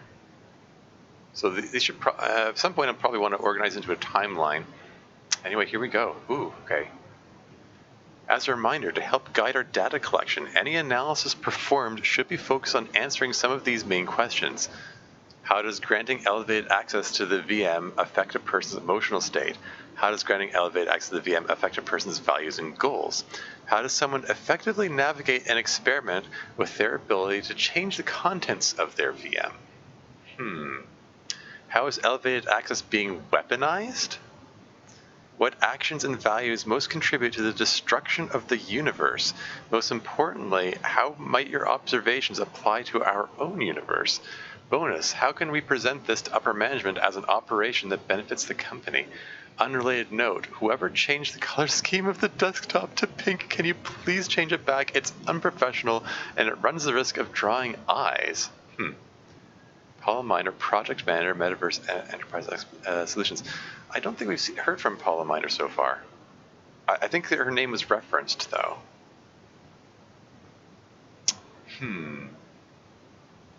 Yep, Artemis is a goddess. The name is androgynous, though, I'm pretty sure. Yeah, okay. Series learning.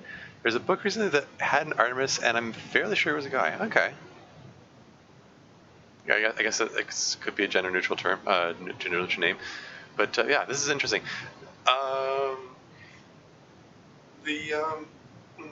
Well, not that recently. Actually, I think it was from a previous decade. Yeah. But yeah,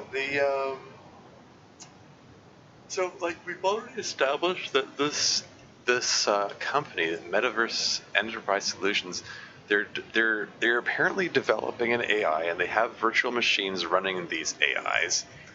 Their focus is on the character Monica. And they're, for some reason, experimenting on giving her access to the code and seeing what happens. And whatever the nature of the experiments is, one of the previous emails was about Monica's Twitter account, and saying that all of the tweets are pretty benign, so they must be coming from the control group, i.e. the side stories where she doesn't have coding access, because otherwise she would be screaming or something like that. What was...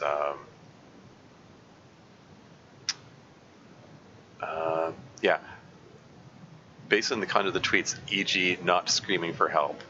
So they are aware that Monica is suffering, and they're doing this to her anyway. But so this is interesting. What actions and values most contribute to the destruction of the universe? This seems to be, but by the universe, I'm presuming they mean the virtual machine, or the world within the virtual machine. Although the fact that it goes on to say how might your observations apply to our own universe. Well, what could this mean? Maybe this is like a simulation within a simulation. Maybe the Metaverse Enterprise Solutions is itself a simulation, and they're trying to understand the functioning of their own universe by creating a smaller universe within the universe, if that makes sense. How is elevated access being weaponized? So they're looking at... They're trying to examine how Monica uses her coding knowledge, I guess, how she's using it to harm people.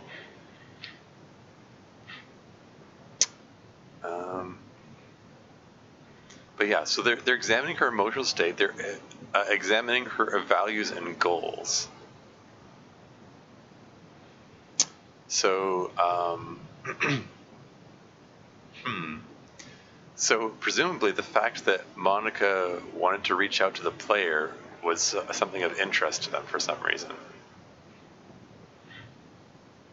Someone effectively navigating experiment with their ability to change the content.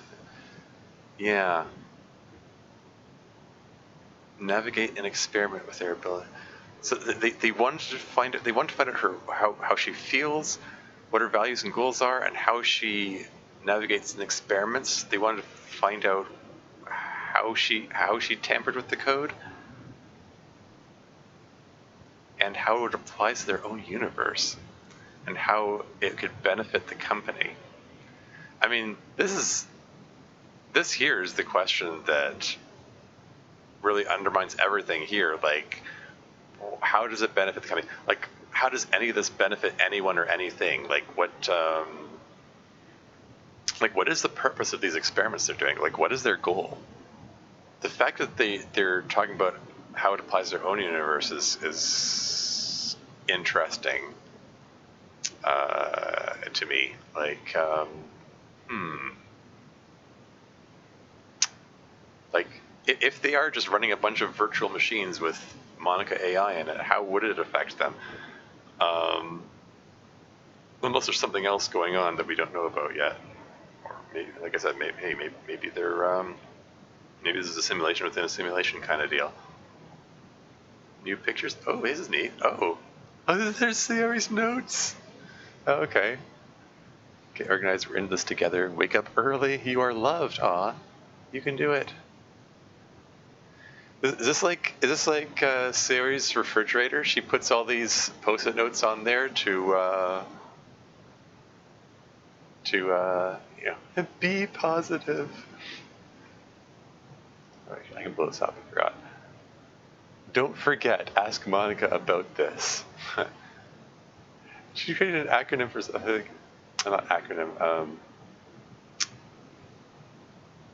The interesting thing is some of the tweets don't make sense for side stories, Monica, but do for base game Monty. The fact that base game Monty references her Twitter makes me think all Monicas use it. Interesting. I think MES is trying to prove that their world is a simulation. Could be. Share her name with the mimetic funny S. I love it here. The mimetic funny S? Oh, that one, yeah. Nice. Siri, silly, awesome, yawny, optimistic, really fun. I can't think of an I word. That's cute. Shopping list, milk, eggs, and sticky notes.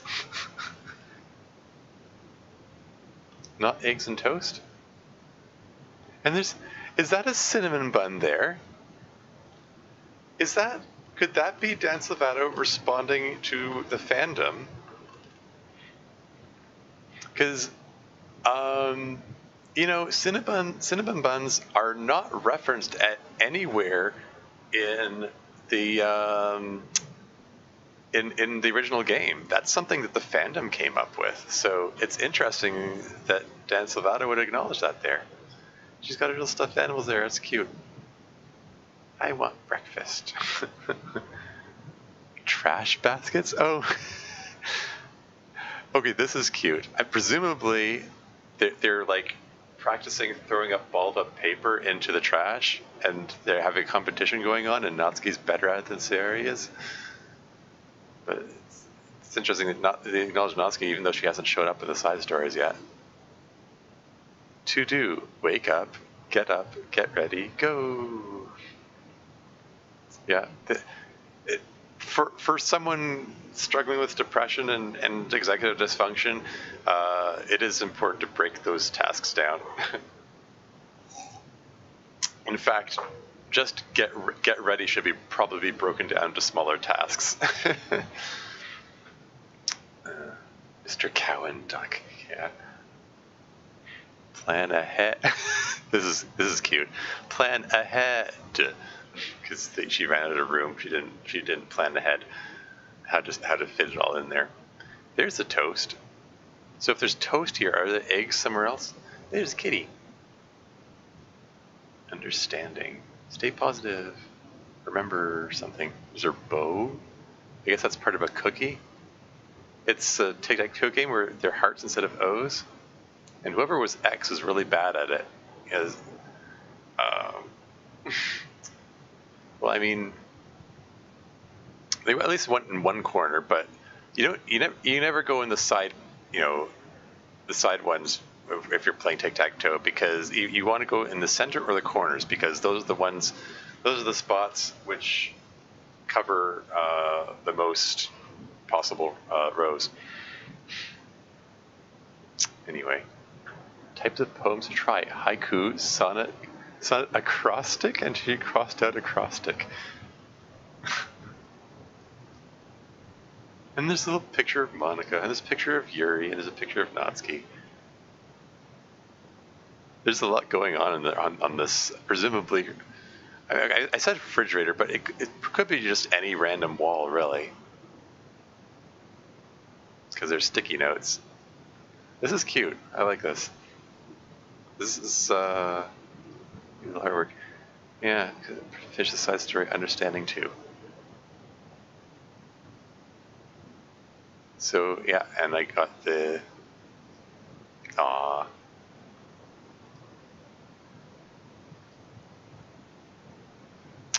Poor Yuri, so wrapped up in her self-loathing. How sad. Anyway, I'm glad they reached some understanding in the end. And music unlocked too. Hey, neat. Lots of music here. I'm definitely going to play it at some point, but not just now. Cinnamon Bun Dusky will never be balling trash packets. That's intensified.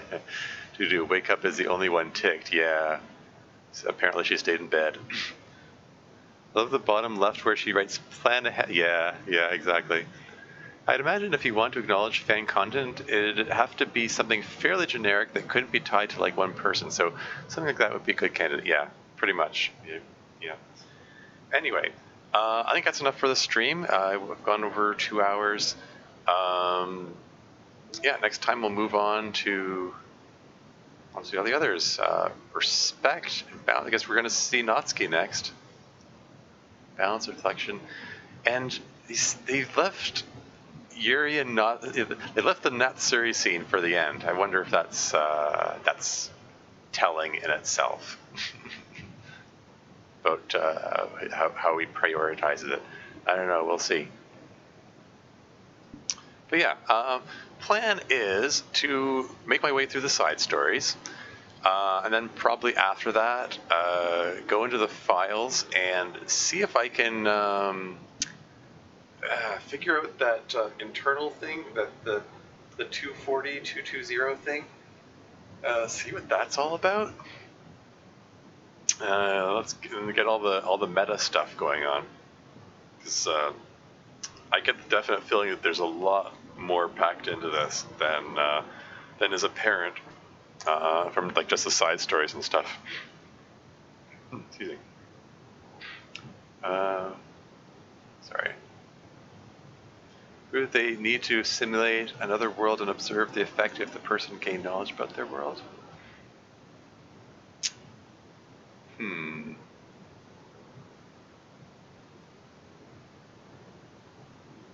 Yeah, I don't know. It's like fair enough. It's just, but why though? Like, how does it benefit them to do that? Because you got the tic-tac-toe game she played with Yuri. Look how neat the writing is in that. It's in pen and purple. Things safe because it packs snacks. Anyway, yeah. So yeah, side stories. Go with the files. At some point in there, I think I'm gonna grind the original DDLC and see if I can get all the Act 2 special poems. I don't think I'm not gonna do that as part of the stream, but I'll probably have it recorded, a recording handy, and just like when I find them, when I find the poems,